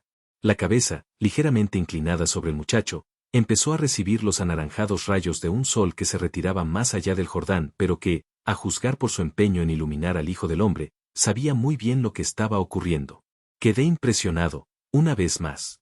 Los cabellos, color caramelo, ahora sobre los hombros, recibieron la luz del crepúsculo y yo diría que de alguien más. Fue en esos instantes, mientras rozaba con las yemas de los dedos los cerrados y ensangrentados párpados del Amok, cuando quedé prisionero de sus ojos. No sé explicarlo. Las palabras, una vez más, son mi enemigo. No fue posible desviar la mirada. Fue como si el universo entero lo hubiera visitado. Los ojos, ahora más expresivos que nunca, más vivos y habladores, a pesar del silencio, se humedecieron. Y el rostro entero, dorado por aquel sol cómplice, se transfiguró. Yo vi la luz que lo bañaba y que se convertía en su verdadera piel. Entonces, estrangulándome el corazón, una lágrima rodó súbita y presurosa, y se escondió en la desordenada barba. Supongo que palidecí. ¿Cómo definirlo? Era un hombre Dios con un hombre entre las manos. Quizá fue la misericordia lo que hizo rodar aquella lágrima. Nunca lo supimos. Solo lo sospechamos. Quizá fue una infinita piedad lo que movió e hizo descender el alma de aquel ser tan especial hasta los niveles en los que bregábamos. No sé explicarlo, pero el instinto me dice que fue el amor el que abrió la puerta de la ternura, conmocionando hasta la última célula de Jesús de Nazaret. Él había aparecido en un mundo imperfecto y cruel, y ahora tenía a una de esas imperfectas criaturas entre las manos. Quizá esa mezcla de misericordia, piedad, amor y ternura hizo el prodigio. ¿Quién sabe? Se presentaron al mismo tiempo, ahuyentando aquellas reflexiones. Así, con el agua y su inseparable caja de madera, en la que transportaba lo necesario, para ejercer como médico o auxiliador. Y con él, Denario y otro singular personaje que nos dejó intrigados desde el primer momento. Yo lo había visto con anterioridad, pero no podía saberlo porque se presentó con la cabeza cubierta por un manto negro. Una túnica de un rojo encendido lo cubría hasta los pies, ocultando, incluso, las manos. Del ceñidor de cuerda colgaba un manojo de aquellas largas y pesadas llaves de hierro y madera a las que nunca nos acostumbramos. Así reclamó la atención de Aok, así lo llamaban, con razón, y ordenó que liberase el pie del negro. El embosado permaneció indeciso. Sus dudas eran comprensibles. Aru seguía inconsciente y nadie podía saber cómo reaccionaría al volver en sí. Pero el esenio repitió la orden. Tinieblas, haz lo que te digo. Aok, en efecto, significa tinieblas, en lengua aramea. No fui capaz de descubrir el rostro del hombre. Tinieblas se las ingeniaba para moverse con agilidad, y al mismo tiempo, mantener la cara en la oscuridad del manto. Poco después descubriríamos por qué. Soltó el grillete y, tras arrojar la cadena al pie de la choza, se mantuvo inmóvil y vigilante, con los brazos desmayados sobre la túnica. El maestro retiró el apósito, y verificó con satisfacción que la sangre había empezado a coagular. El tejido de algodón cumplió su cometido. El auxiliador le proporcionó un nuevo trozo de tela, previamente empapada en agua, y Jesús, con idéntica paciencia y delicadeza, dedicó un tiempo a una minuciosa limpieza de la herida, retirando los granos de lava que permanecían enterrados en la brecha. Denario contemplaba la escena, escondido tras Eliseo. Ninguno de los ayudantes se atrevió a regresar.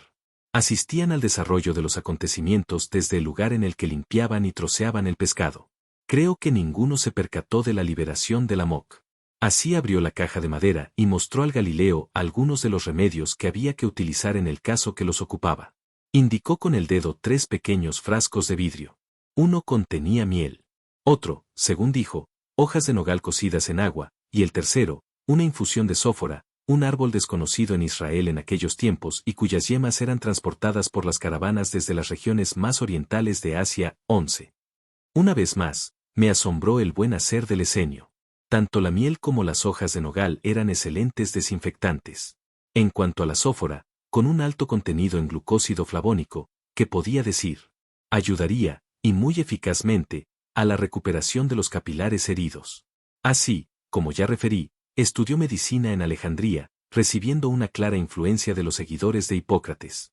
Su veneración por el sabio Deco se observaba, incluso, hasta en la forma de ejecutar vendajes. Recordaba casi de memoria de la oficina del médico, una de las obras del prestigioso Galeno griego. El esenio remató el vendaje en torno a la cabeza y, cuando lo ultimaba, Aru abrió los ojos. Tinieblas, pendiente, alertó al jefe del can. Así, pálido, se echó atrás y recogió precipitadamente la caja de madera. Jesús no se movió. El negro paseó aquellos enormes y sorprendidos ojos verdes a su alrededor. Al reparar en Tinieblas, se incorporó asustado. El maestro, de rodillas, lo dejó hacer. Aru retrocedió un paso y, súbitamente, se detuvo. Lanzó una ojeada al suelo de ceniza y, al comprobar que no estaba encadenado, se inclinó, y palpó el desollado tobillo izquierdo. Así permaneció unos segundos. Tinieblas, consciente de la gravedad del momento, fue a interponerse entre el Amok y el auxiliador. Era evidente que procuraba la defensa de así. Y en cuclillas, entre la sorpresa y la confusión, Aru desvió la mirada hacia el Galileo. Temí lo peor. Jesús era el más próximo. Si el loco se arrancaba, ¿qué debíamos hacer? E instintivamente deslicé los dedos hacia la parte superior del cayado, buscando la cabeza de cobre de los ultrasonidos. El maestro no movió un músculo. Tenía la vista fija en el verde manzana de los ojos del corpulento muchacho. Ninguno de los dos parpadeó. Y de la inicial firmeza, la mirada del Hijo del Hombre, como la luz que nos rodeaba, fue descendiendo, qué palabras utilizar, hacia una dulzura que podía tocarse. Y aquel hilo invisible entre el Dios y el hombre propició un benéfico final. Eso, al menos, es lo que deduzco ahora, al poner por escrito aquellos inolvidables días. Aru, para sorpresa de todos, sonrió. Así y el embosado, mudos, lo observaron con desconfianza. El negro, sin embargo, se relajó y, curioso, fue a tocar el vendaje que protegía la ceja lesionada. La crisis, aparentemente, se había alejado. E interpreté la calma como el periodo que sigue a los violentos ataques de furia. El enfermo queda abatido, sin fuerza siquiera para ponerse en pie y con una demoledora amnesia que le impide recordar lo sucedido. Y allí mismo, al ser testigo del comportamiento del Amok, algo me dijo que el diagnóstico no era del todo correcto. El negro, tatuado, se alzó de nuevo. No parecía exhausto. Todo lo contrario. En esos instantes se produjo un detalle que multiplicaría mi confusión, y supongo, la del resto de los testigos. Aru reparó en su desnudez, en un gesto instintivo, fue a tapar sus genitales con ambas manos. Nos miró avergonzado y terminó por bajar la cabeza. No, aquella no era la conducta habitual de un demente de esa naturaleza. Pero, entonces, ¿qué había sucedido? Y una idea, tan absurda como inquietante, me asaltó durante algunos segundos. No, me dije a mí mismo, eso no es posible. Él mismo lo ha repetido, no ha llegado su hora. El maestro alivió la incómoda escena. Se deshizo del manto color vino y, despacio, fue al encuentro de Aru. El negro, al principio, retrocedió. Jesús le mostró el ropón de lana y, sonriente, siguió caminando. El muchacho, comprendiendo, aguardó y el Galileo fue a cubrirlo. No conseguía entender lo ocurrido. Y el maestro, feliz, abrazó al joven. Aru, más confuso si cabe, no reaccionó y dejó hacer al extraño hombre. Poco después, tras aconsejar que le dieran de comer, el Galileo retornó al centro del can. Tinieblas, Denario y Eliseo lo siguieron. Quien esto escribe, intrigado, permaneció en el sitio, vigilante. Así debió de leer mis pensamientos e hizo lo mismo. Y el joven negro, arropado con el manto de Jesús, se dejó caer sobre la ceniza, sentándose junto a la cadena. Jesús y el resto se afanaron, y al poco, vi alzarse un nervioso y voraz fuego. Los ayudantes y las cocineras iban y venían, preparando la cena. Tinieblas no tardó en regresar. Portaba 2 escudillas de madera. Una con un pan oscuro y la segunda con un cargado racimo de uva blanca. Dejó la comida frente al negro y se alejó de nuevo hacia la hoguera. El esenio y yo esperamos la reacción del Amok. Negativo.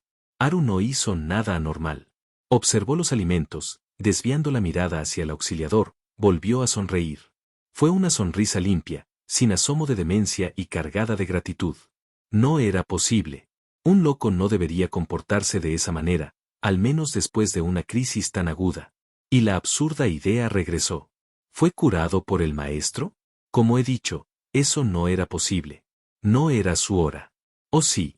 Haru, finalmente, troceó el pan y empezó a comer con avidez. Así, pensativo, se acarició la espesa y negra barba y siguió estudiando al demente. Creo que estaba tan asombrado como este explorador. Tinieblas interrumpió las reflexiones del jefe del Khan. Mostró una calabaza con agua al esenio y esperó instrucciones. Así tomó el recipiente, y sin perder de vista al hambriento negro, lo depositó sobre la ceniza, entre sus piernas. Y así continuó durante algunos minutos, sentado y en silencio. Por último abrió la caja de madera y tomó una de las ampollitas de vidrio.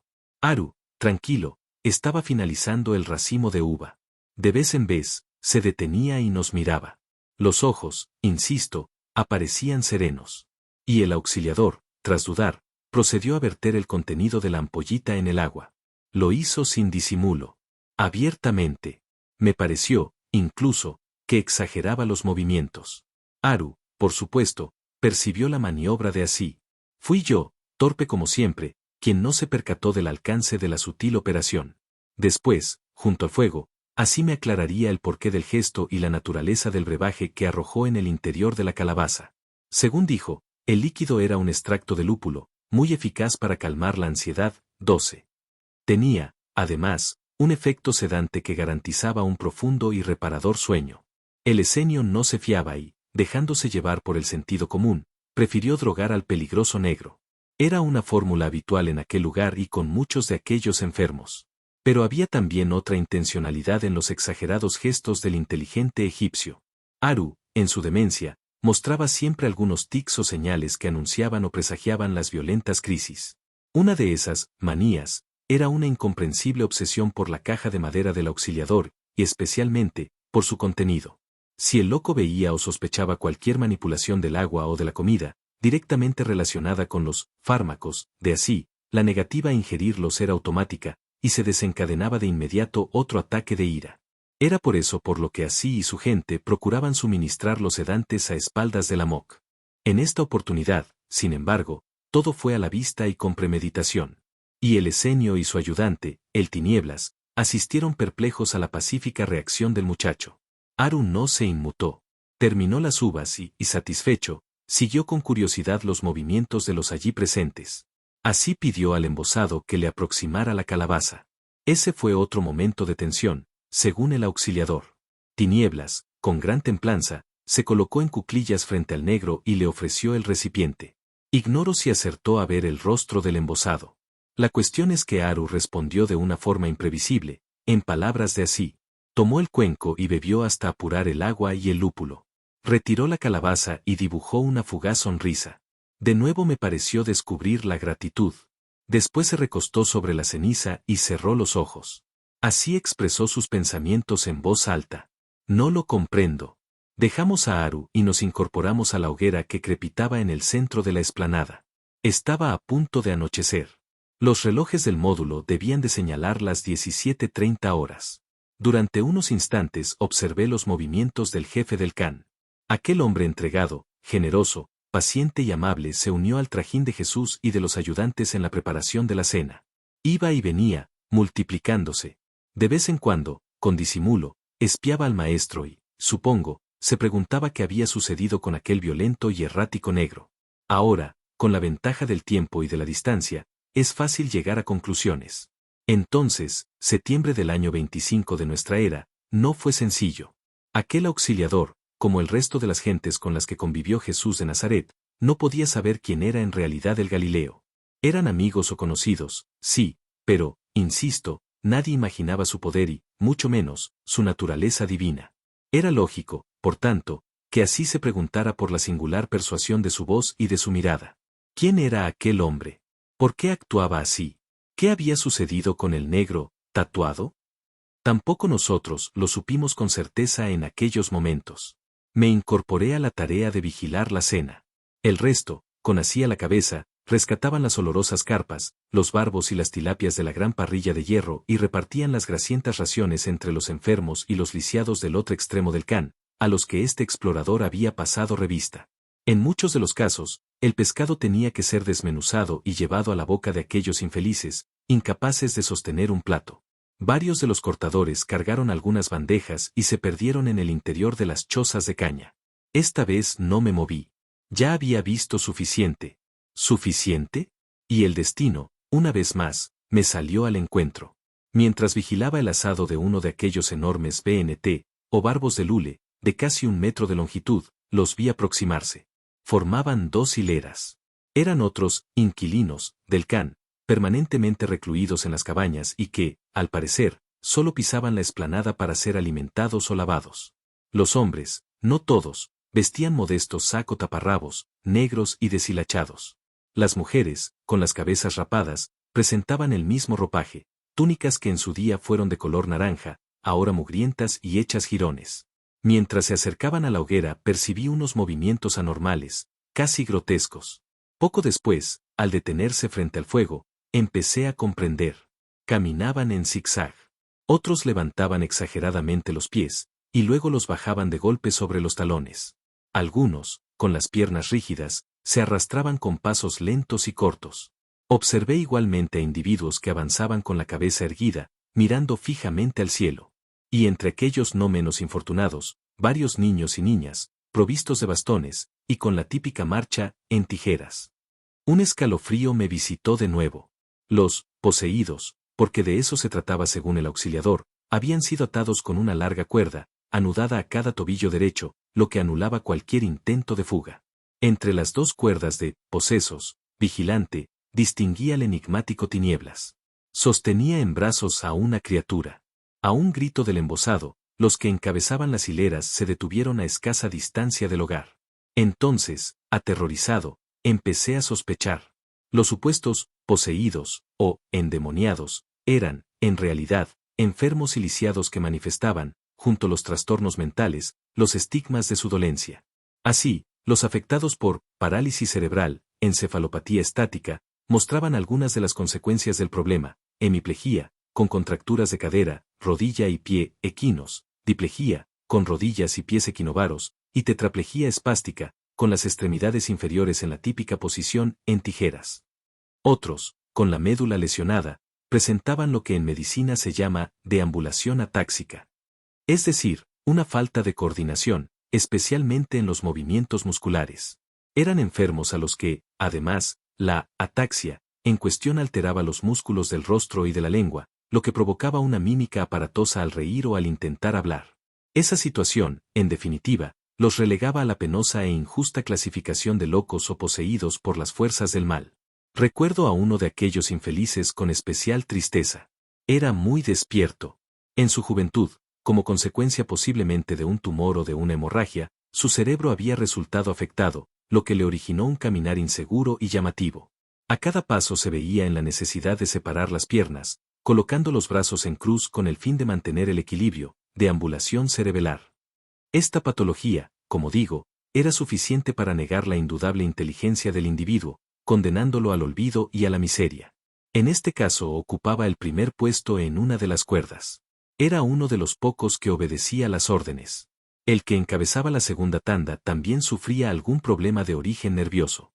Al caminar, el pie, rígido, trazaba un arco, evitando que los dedos tropezaran con el suelo, marcha conocida como del segador, por el parecido con el desplazamiento de la guadaña. Tanto este, como otros síndromes, tenían su origen no en una posesión, sino en alteraciones medulares o cerebrales que se remontaban al nacimiento o al periodo fetal. 13. ¿Endemoniados? Pobre gente. Tinieblas ordenó que se sentaran. Primero lo hicieron los inteligentes. Después, a empujones, los ayudantes lograron a medias que los posesos se tumbaran sobre la ceniza. Las mujeres fueron las más recalcitrantes. Y entre risas nerviosas terminaron por ser acomodadas alrededor del fuego. Al observarlas con más detalle presentí que aquellas infortunadas, igualmente diagnosticadas como poseídas, eran oligofrénicas. 14. En otras palabras, seres humanos de escasa inteligencia, o como prefieren los franceses, débiles mentales. Sus ideas y conceptos son tan pobres, su experiencia tan escasa y su capacidad de relación tan breve que los rendimientos intelectuales resultan siempre muy deficitarios, por no decir inviables. Allí, obviamente, al aire libre, solo permitían la presencia de las que demostraban una posesión leve o moderada. Las oligofrénicas graves o profundas no salían de las chozas. La incontinencia de esfínteres, los actos impulsivos elementales, masturbación, etc. Y, en suma, la absoluta incapacidad para valerse por sí mismas las mantenía prisioneras en las cabañas. Las débiles mentales de carácter leve eran las menos conflictivas. No sabían distinguir un pájaro de una mariposa o un niño de un enano, aunque eso, en aquel lugar, poco importaba. Estaban siempre apegadas a lo concreto y a lo material. Apenas tenían memoria y, como mucho, así los suyos debían tener cuidado con los enseres que capturaban. Su egoísmo era tal que resultaba muy difícil la devolución. Las oligofrénicas, moderadas, eran más complejas. Desarrollaban también un lenguaje oral limitado, casi mímico, pero su dificultad para comprender las normas sociales las incapacitaba para casi todo. ¿Posesión diabólica? Dios de los cielos. ¿Cómo hacerles entender que no se trataba de espíritus inmundos alojados en aquellos desgraciados? ¿Cómo explicarles que las oligofrenias tienen otro origen?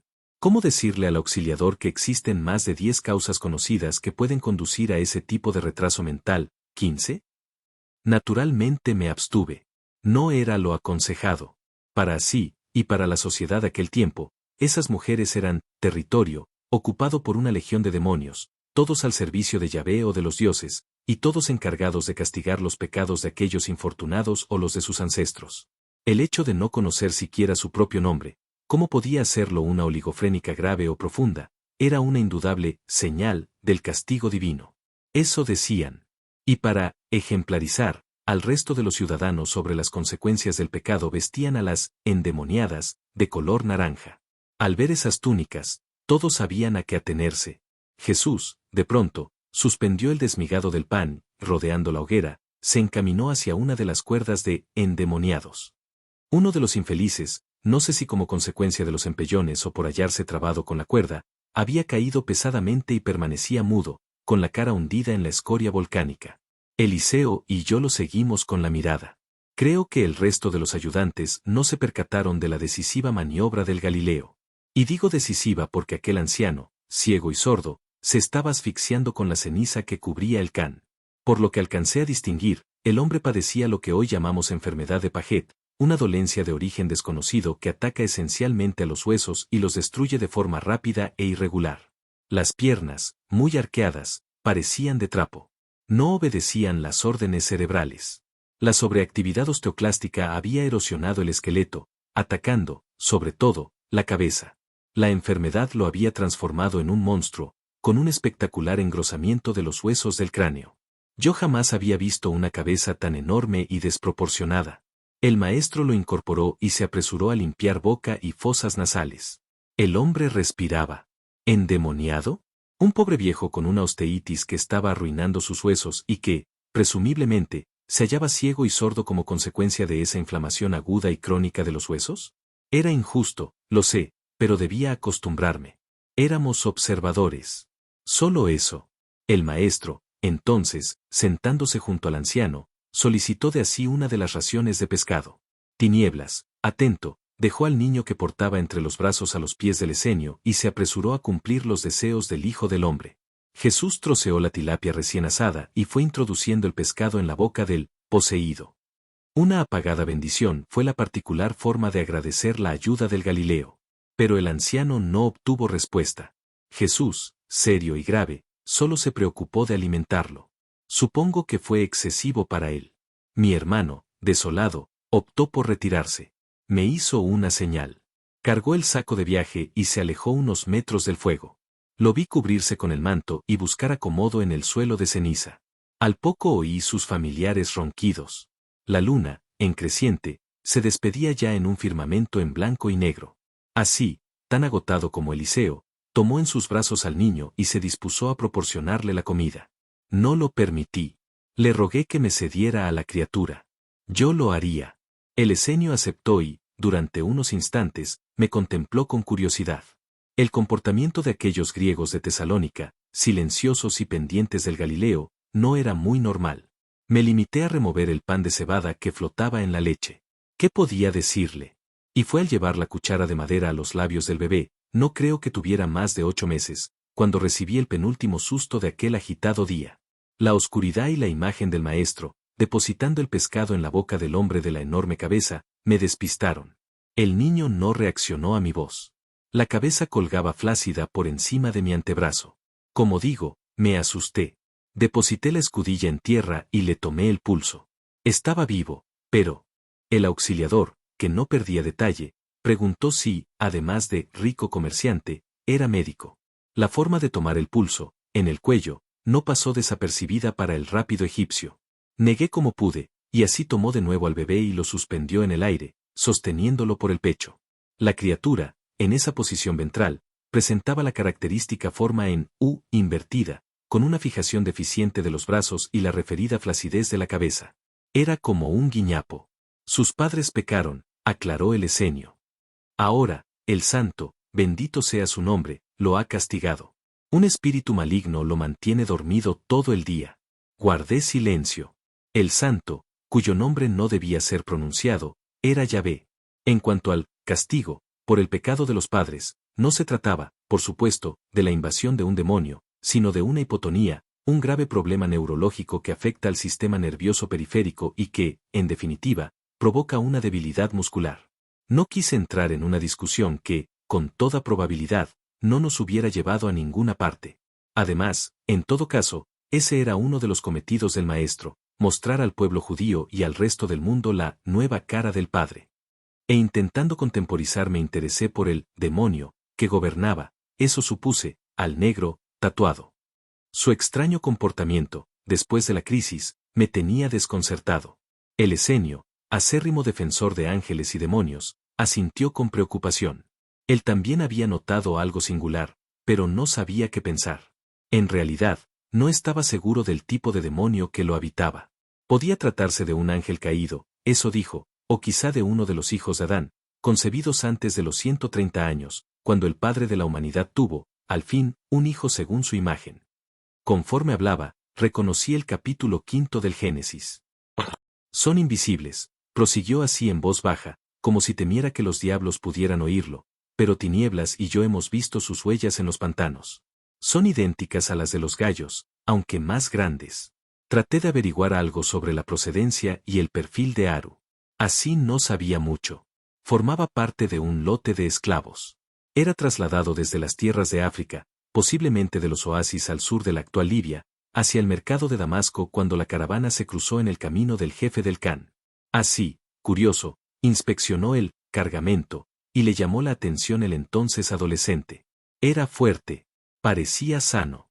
Señalaba los círculos que cubrían la totalidad de su cuerpo y repetía sin cesar: Aru. Aru. Mira, observa, refiriéndose a las escarificaciones o cicatrices que formaban el tatuaje. Nunca supo por qué, pero decidió comprarlo.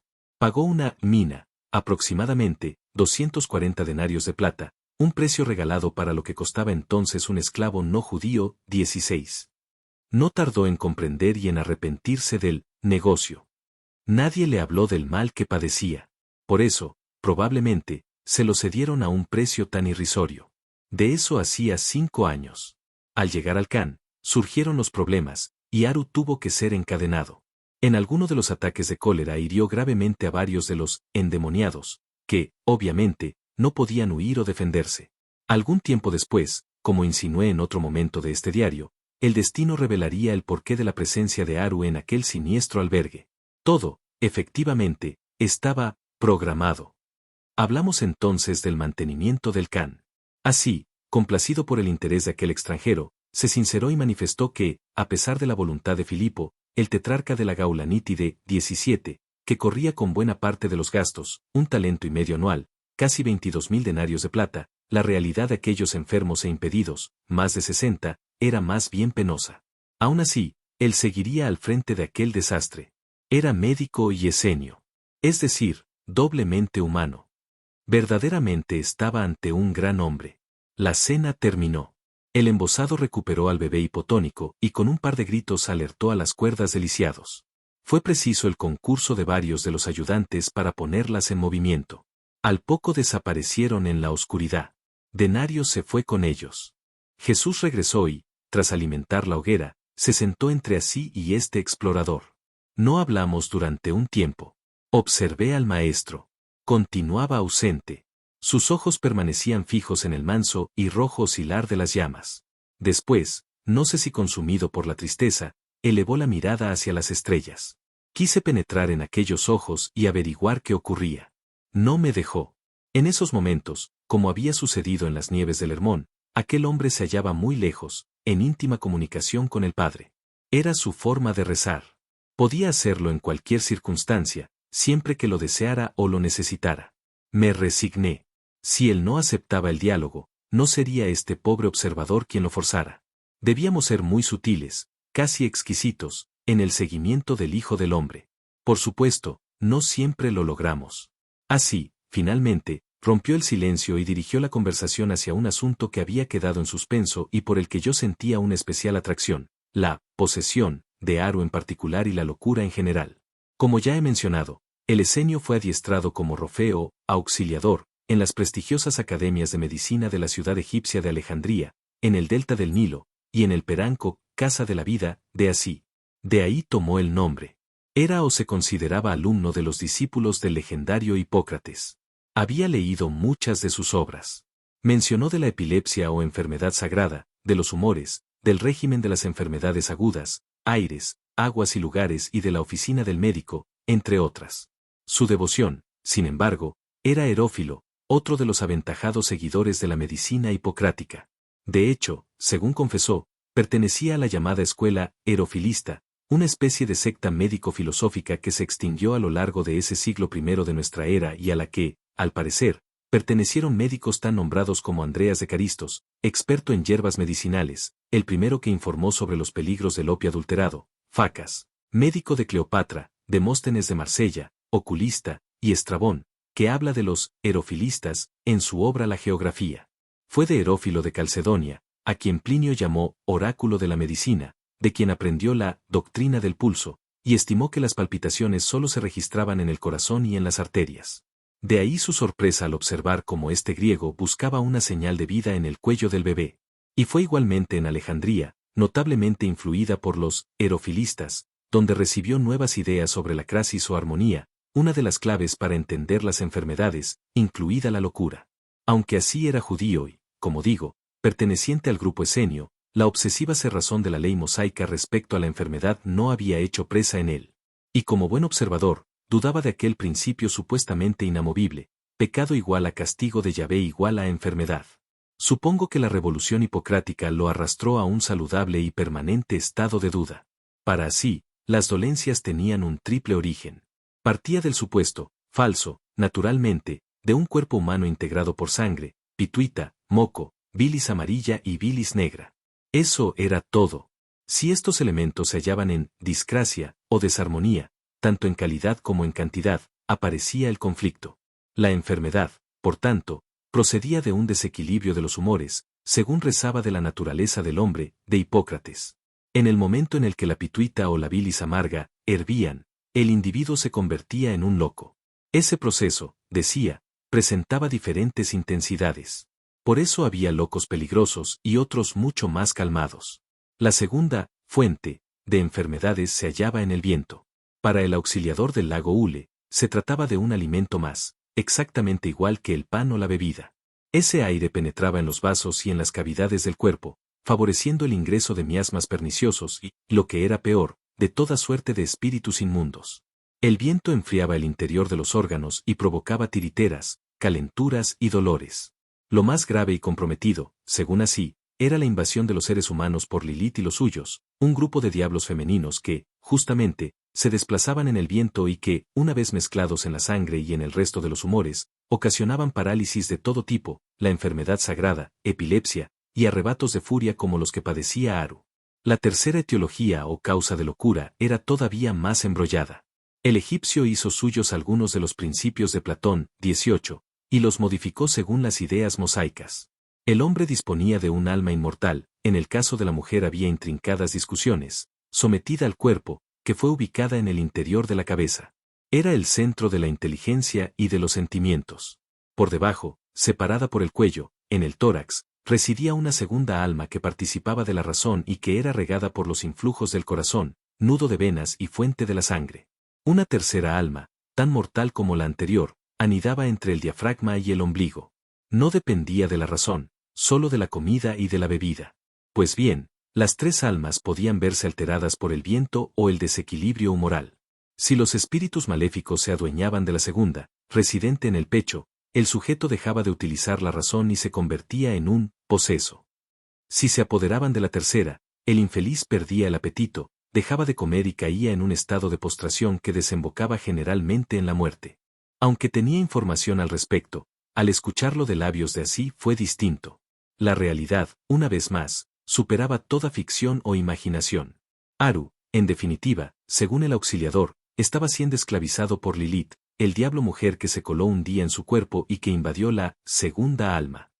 Y otro tanto sucedía con el resto de los lisiados y los dementes del Kan. Todos, en mayor o menor medida, eran víctimas del desfallecimiento de las tres almas, que, a su vez, era consecuencia de la ira de Yahvé, provocada, naturalmente, por sus pecados o los de sus padres. Esta era la situación y, en cierto modo, entendí el silencio del maestro. No envidié su futuro trabajo como educador de aquellas atrasadas y supersticiosas gentes. Así percibió mi desaliento y, optimista a pesar de todo, se apresuró a enumerar algunos de los remedios con los que contaban para reducir a los espíritus inmundos, y si el bendito quedaba aplacado, sacar de la esclavitud física y moral a cuantos enfermos lo mereciesen. Al mencionar al bendito, Yahvé, miré de reojo al Galileo. Continuaba absorto, con los ojos fijos en los racimos de estrellas. No es fácil, prosiguió el esenio con su exposición, pero, de vez en cuando, nos hacemos con polluelos de halcón. En el Hermón abundan. La carne combate a los diablos, y hace retroceder el de Abón, pesar, y el quilayón, podría ser traducido como sensación de aniquilamiento. Deduje que la supuesta acción curativa de las crías de halcón, más que supuesta, podría proceder del hecho de que los polluelos eran alimentados con carne de serpiente, el antídoto, según los médicos de la época, contra las enfermedades mentales. También incluimos carne de erizo, ideal para el hipazón, atolondramiento, y para el isabón, nerviosismo. Pero, como debes de saber, es la víbora la que, debidamente cocinada con sal, vinagre y miel, resulta definitiva contra todo tipo de higaón, enajenación. Algo sabía. Santa Claus, nuestro ordenador central, nos había informado al respecto. La carne de serpiente, cocida en vino o en aceite de oliva, era un remedio habitual, muy recomendado contra el asma, el reumatismo, la parálisis y la locura en general. En el Talmud y en la medicina griega de aquel tiempo se hablaba de la tariaca, una especie de medicina de serpiente, vital para las enfermedades degenerativas, respiratorias y mentales. Si la serpiente se comía cruda, macerada en miel, mucho mejor. Más escasos son el veneno y la sangre de cobra, añadió el auxiliador. Aquí, en los pantanos, no se encuentran. Cuando alguien nos los proporciona, pagamos un buen dinero. Son muy eficaces contra el ibarón, ceguera espiritual, el imamón, estupor, y el higayón, alucinación. Así se lamentó por no poder practicar lo recomendado por los erofilistas, para contribuir a la armonía de los humores del cuerpo. Tenía razón. Aquel Kan, perdido en el fin del mundo, no era el lugar más apropiado para la música, el estudio o la filosofía, como pretendían los griegos. Todos estos métodos, lo sé, eran de muy dudosa eficacia para luchar con los ya referidos síndromes neurólogos, hereditarios, etc. Pero tuve que reconocer algo: la entrega, el amor y la capacidad de sacrificio de aquel hombre eran tales que, en muchos momentos, la impotencia a la hora de sanar era lo que menos importaba. Cada vez que tuve la fortuna de tropezar con él, y fueron varias en el tercer salto, aprendí mucho. Así sentía una especial satisfacción con aquel ingrato trabajo de médico y repetía con frecuencia que el juramento hipocrático, 19, lo obligaba hasta la muerte. Así insistió. Aunque no era un judío ortodoxo e intransigente, confiaba en la ley y en su inspirador, Yahvé. Era por esto por lo que, además, o por encima de fármacos y consejos, consideraba a Dios como el único rofe o sanador. Junto a los brebajes y la armonía corporal, daba también especial importancia a la oración. En el Kan, todos los días escuchaba el Shema Israel, unas bendiciones similares a una espada de doble filo, definitiva contra los demonios nocturnos. Y si el viento arrecia, añadió, entonces hay que recurrir a los tefilín o filacterias, las pequeñas cajas de cuero negro que amarraban en brazo y frente y en cuyo interior se depositaban versículos de la Biblia. Uno en particular, el quinto del Salmo 91, era especialmente recomendado contra Lilith y compañía, no temerás el terror de la noche, ni la saeta que de día vuela. Hoy, muchos cristianos lo repiten durante el rezo de completas sin conocer muy bien el origen del mismo. El misterioso hombre con la cabeza cubierta por el manto se incorporó de nuevo a la hoguera. El can disfrutó entonces de un periodo de silencio. Todos los enfermos habían sido recluidos en las chozas. Tinieblas, en pie junto al auxiliador, permaneció inmóvil unos segundos. Después se inclinó y susurró algo al esenio. Así me observó. Instintivamente me puse en guardia. Desvié la mirada hacia mi compañero. Eliseo continuaba dormido. Más allá, en la oscuridad, entre las cabañas, adiviné el bulto de Aru, igualmente sumido en un profundo sueño. ¿Por qué así me escrutaba con tanta severidad? Traté de recordar los movimientos en el refugio, pero, a excepción del incidente con la mujer que padecía el síndrome de negación, no era consciente de haber infringido ninguna norma. ¿O se trataba de algo relacionado con mi hermano? Tinieblas dice que te conoce. La confusión se hizo más densa. La inesperada respuesta del esenio me dejó atónito. No sé, balbuceé. La verdad es que no tenía la más remota idea. El embozo impedía cualquier identificación. Tinieblas, comprendiendo, fue a sentarse cerca de las llamas, y lentamente, retiró el ropón que lo cubría. El fuego lo iluminó y, al reconocerlo, sentí un escalofrío y entendí por qué siempre se presentaba embozado. Era el individuo con el que había conversado brevemente durante nuestra primera visita al can. Sufría un mal que provocaba el miedo y la repulsa de cuantos lo rodeaban. Era un cara de perro, otro pobre enfermo aquejado de hipertricosis lanuginosa congénita, un hirsutismo o abundancia de pelo duro y recio que afeaba el rostro y, supongo, la totalidad del cuerpo. Las conjuntivas enrojecidas, la carencia de dientes y la fibromatosis gingival, encías ulceradas e inflamadas, terminaban por convertirlo en un monstruo repulsivo, más próximo al mito del hombre lobo que a la triste realidad de un síndrome de origen cromosómico. Por eso lo llamaban Aok, tinieblas, en arameo. Difícilmente se lo veía a la luz del día, y mucho menos con la cara al descubierto. Aquel hombre, sin embargo, era la mano derecha de Así. Todos lo querían y lo respetaban. Su corazón, ignorando su propio problema, era amable y cariñoso. Siempre estaba dispuesto a colaborar y a socorrer a los más débiles. En su momento, en plena vida pública del maestro, se convertiría en otra notable referencia para este explorador. Una referencia que tampoco mencionan los evangelistas. Tinieblas agradeció que no desviara la mirada y que no diera señal alguna de horror o de rechazo hacia aquel rostro enfermo. Sonrió con los ojos, y de inmediato, volvió a cubrirse, humillando la cabeza. No sé por qué lo hice. Sentí, quizá, una rabia incontenible contra aquella situación. Tinieblas no era un endemoniado, o un loco. ¿Por qué vivía en aquel lugar, apartado de todo y de todos? ¿Por qué Yahvé permitía semejante injusticia? Interrogué al esenio sobre el particular. Esta vez fui yo quien utilizó un tono severo. Responde primero a mi pregunta, repuso Así con idéntica firmeza. ¿Qué buscabais en el can? ¿Quiénes sois? No tuve oportunidad de responder. La voz profunda de Jesús se interpuso. Te lo dije, querido Así. Ellos me buscaban. Fue suficiente. El auxiliador aceptó y las dudas se disolvieron. El maestro, integrado nuevamente en nuestra realidad, fue a buscar una carga de leña.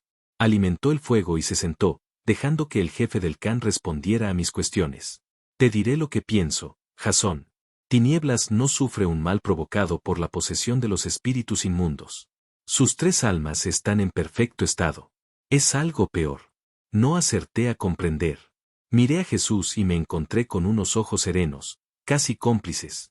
Tuve la sensación de que solicitaban paciencia. Al principio, cuando llegó a mí, probé con toda clase de medicinas. El rostro de Aok no cambió. Después, como aconseja el libro de los aforismos, del gran Hipócrates, busqué la solución con el hierro. La enfermedad, no obstante, resistió. Y probé con el fuego. Me estremecí. Ahí concluyó mi labor como auxiliador. Lo que el fuego no sana debe considerarse incurable. Seguía sin entender. Finalmente, Tinieblas confesó, era un halal, un hijo ilegítimo de un sacerdote, 20. Su madre, una esclava, fue violada por uno de esos perros del templo de Jerusalén. Empecé a intuir. El gran pecado de Tinieblas, lo que, en definitiva, provocó su mal, fue el hecho de haber sido concebido en una unión no autorizada por Yahvé. Esta mancha era una indignidad. Naturalmente, Dios la castigaba con extrema crueldad. Este era el pensamiento de Así. Aunque, como Esenio, detestaba a los sacerdotes, de ahí el calificativo de perro, compartía las ideas sobre la pureza de origen. El hirsutismo del halal, en suma, aparecía perfectamente explicado a ojos de los judíos. Los padres pecaron, poco importaba que hubiera sido una violación, y, en consecuencia, el hijo recibió el castigo. Así lo quiere el santo, bendito sea su nombre. Permanecí mudo, contemplándolos. No merecía la pena discutir sobre aquel injusto principio. ¿Así lo deseaba Yahvé? ¿Quería el Dios de los judíos que la pureza en el origen fuera prioritaria? ¿Era capaz de castigar a un inocente con la enfermedad por la supuesta culpa de sus padres? ¿Qué clase de Dios era Yahvé? Traté de serenarme. La mezcla de fanatismo religioso, error y superstición era lo habitual en aquel tiempo y entre los celosos de la Torá o ley judía. La situación, en especial desde el regreso del destierro de Babilonia y la reforma de Esdras, 21, había llegado a extremos tales que los contratos matrimoniales entre mujeres y hombres judíos, de origen puro, solo podían ser firmados y ratificados por sacerdotes, levitas o por otros varones que demostraran su pureza racial, al menos en 5 generaciones. Pero había más. A la oscura historia de la pureza en el origen, los más fanatizados añadían un elemento económico y otro, digamos, estético, que hacían aún más insufrible la vida de pecadores, como Tinieblas o Aru. Fue Yahvé quien, desde el principio, fijó las normas sobre curaciones. Solo los sacerdotes tenían esa facultad. Si alguien, pecador, endemoniado, o aquejado de una enfermedad, deseaba ser curado, es decir, perdonado por Yahvé, solo tenía una opción, acudir al templo y, previo pago, ponerse en manos de la casta sacerdotal. El negocio, como es fácil imaginar, resultaba redondo. El problema surgía cuando el pecador, que continuaba con la dolencia en cuestión, regresaba ante los sacerdotes y reclamaba una curación que no se había producido con el primer pago. El individuo tenía que hacer un segundo desembolso y un tercero y un cuarto. El ciudadano no mejoraba y, finalmente, el prestigio del templo se veía mermado. Cuando eso tenía lugar, los sacerdotes se las ingeniaban para incluir a los recalcitrantes en el submundo de los impuros, individuos que no podían ser perdonados por Yahvé, prohibiendo, incluso, que se acercaran al recinto sagrado. Si los pecadores protestaban o se mostraban irreverentes, el consejo, pequeño Sanedrín, estaba capacitado para ordenar el destierro, argumentando que la sola visión de los impuros alteraba el ánimo de los justos. No pregunté si aquel era el caso de Tinieblas. Lo que importaba es que situaciones tan injustas habían conducido a la creación de guetos como el Can del Hule. Porque, en suma, de eso se trataba, un lugar escondido entre pantanos, lejos de los núcleos urbanos y de las conciencias de los más religiosos. Así lo quiere, murmuró Así por segunda vez. Ese es el deseo del santo, bendito sea su nombre. No esperó respuesta. Se alzó y, tras desearnos la paz, se dirigió hacia una de las cabañas. Aok, Tinieblas, se fue tras él. Imaginé que debían madrugar. Jesús, sentado a la turca, me observó fugazmente. Fue como un calambre. Aquella mirada jamás pasaba desapercibida para el corazón. Nos habíamos quedado solos, con la única compañía del fuego y el silencio. Y, una vez más, hizo fácil lo difícil. ¿Crees que el Padre lo quiere así? Lo miré sin terminar de captar. La voz, templada, prosiguió. ¿Crees que el Padre condena a sus hijos a la enfermedad? Lo importante, Señor, no es lo que yo crea, sino lo que ellos, y señalé la oscuridad de las chozas, entienden. Tú has enseñado que ese Padre es amor. Guardó silencio durante unos instantes. Tuve la sensación de que medía las palabras. En aquel tiempo, como ya he referido en otras ocasiones, la enfermedad era una consecuencia directa del pecado, incluso por omisión. Se trataba de una concepción exclusivamente religiosa de lo que hoy entendemos como dolencia o patología. Fue inventada por los mesopotámicos, 22. La Biblia está sembrada de alusiones a esa trágica ecuación, pecado igual a cólera divina igual a castigo, enfermedad. Lo que tú observes, lo que escuches y, sobre todo, lo que termines por creer, si es importante. Eres un enviado. Después, cuando regreses, sé fiel. Otros descubrirán la verdad de tu mano. ¿Es importante o no? Sonrió, acogedor. Jesús volvía a ser el del Hermón. Risueño, afable, comunicativo. Responde mi pregunta. ¿Consideras que el Padre desea el mal y la enfermedad? Si yo tuviera un hijo, repliqué, un tanto abrumado, nunca lo castigaría con una enfermedad. Probablemente, rectifiqué, no lo castigaría. Y en mi mente quedó flotando una frase que no supe interpretar en esos instantes. Cuando regreses. ¿Por qué hablaba en singular? Pero, sumido en la conversación, aquel chispazo, importantísimo, se extinguió y no volví a recordarlo, hasta un tiempo después. En verdad te digo, Jasón, que estás próximo a la esencia de la cuestión. El problema es que no conoces al Padre, todavía, y, por tanto, no sabes que las palabras castigo y pecado no son concebibles para Él. Sois vosotros los que habéis levantado esas calumnias contra Dios. Percibió mi confusión, y animándome con una interminable sonrisa, trató de ir paso a paso. Empecemos por el final. ¿Qué es para ti el pecado? Si yo fuera religioso, maticé, lo entendería como una transgresión de las leyes y los preceptos divinos. ¿Y cuáles son esas leyes y normas? Me sorprendió. Él lo sabía mejor que yo. Él conocía la Torá y los 613 mandamientos revelados por Moisés, 365 prohibiciones, según el número de días del año solar, y 248 órdenes positivas que, decían, correspondían a las partes del cuerpo humano. No me dejó responder. ¿Crees que el Padre dictó esas leyes? Tengo entendido que fue Yahvé. La mirada, como una daga, me advirtió. No estoy hablando de Yahvé, sino del Padre, el número uno, como dice tu hermano. Me atrapó. ¿Sabes cuál es la única ley para el Padre? El amor. Eso lo sabemos por ti. Y el profeta Amos lo resumió en un solo mandamiento: buscadme y viviréis. Eso es lo que solicita el Padre, buscarlo. Esa es la única ley. Pues bien, dime, ¿qué castigo puede derivarse del incumplimiento de esa ley? ¿Crees que si el hombre no busca a Dios es un pecador? Me dejó perplejo, una vez más. Pero esa, querido amigo, aun siendo importante, no es la cuestión principal. El problema, como te decía, es que la inteligencia humana no está preparada para entender la naturaleza del número uno. Es lógico. ¿Recuerdas la mariposa en el extremo de aquella rama? Asentí en silencio.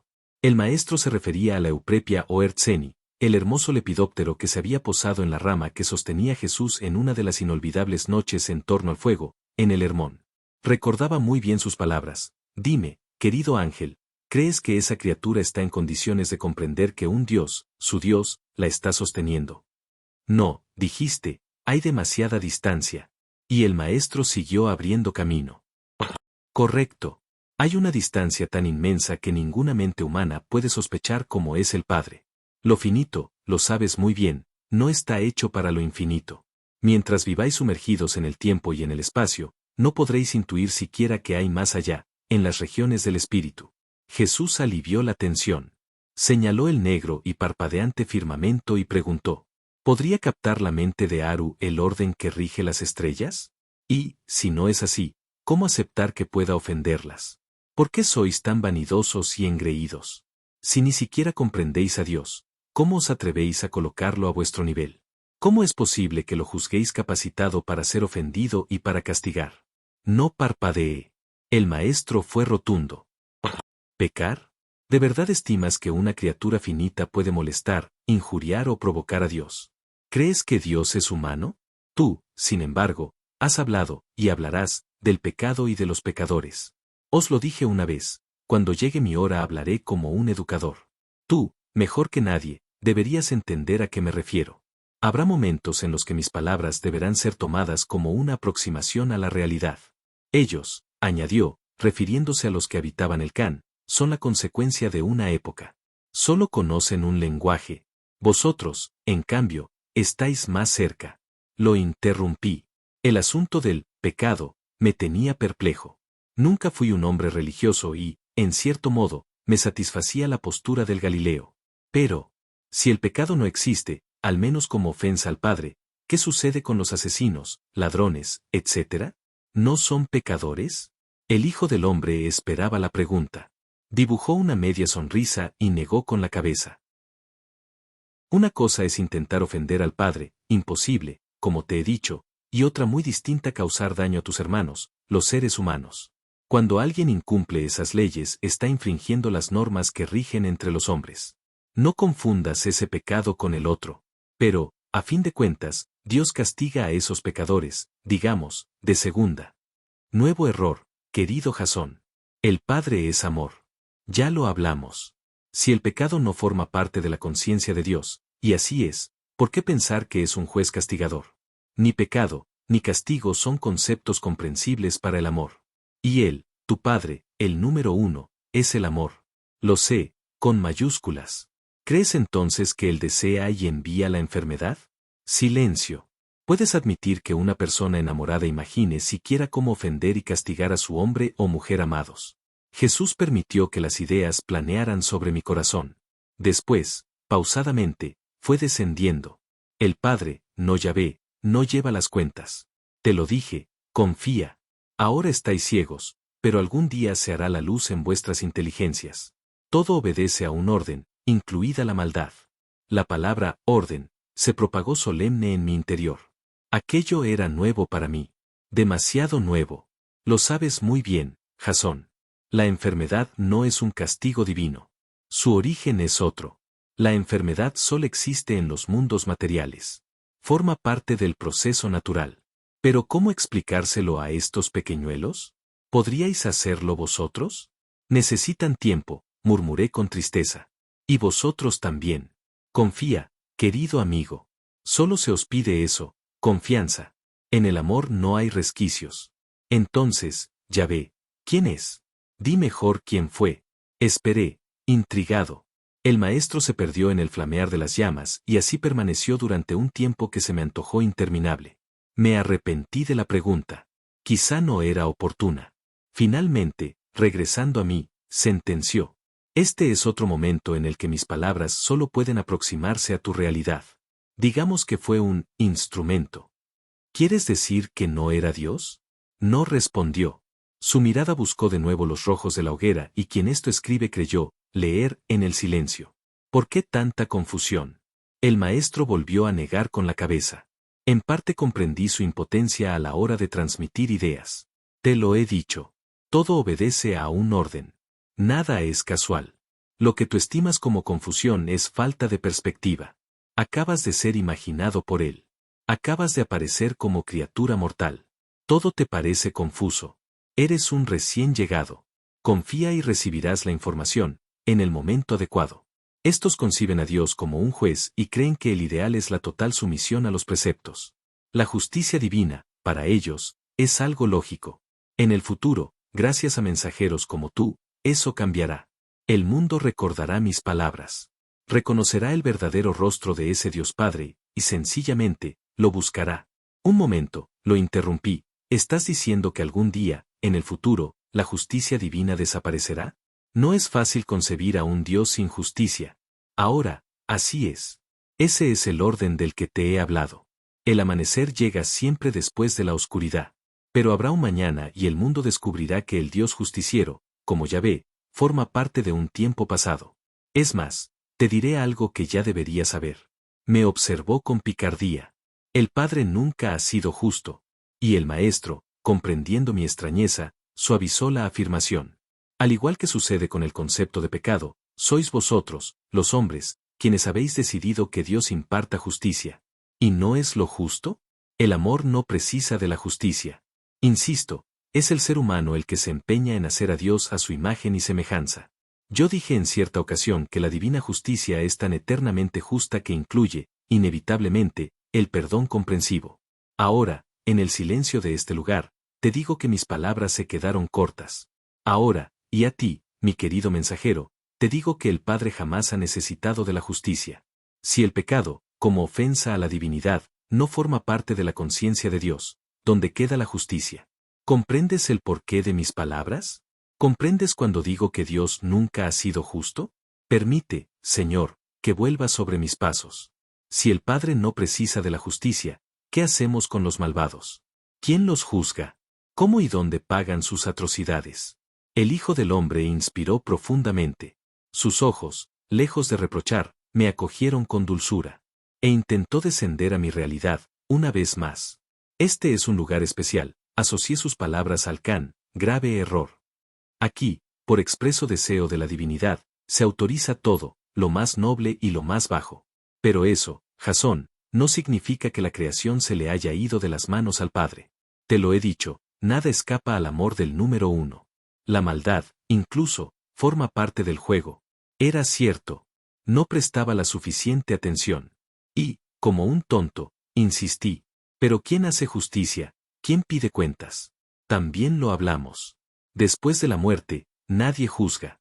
El amor nunca juzga. Sé paciente y confía. Existe un orden que tú apenas distingues. Entonces, ¿qué debemos hacer? Jesús respondió con una sola palabra. Yeda. Dar gracias. Así terminó aquella intensa jornada.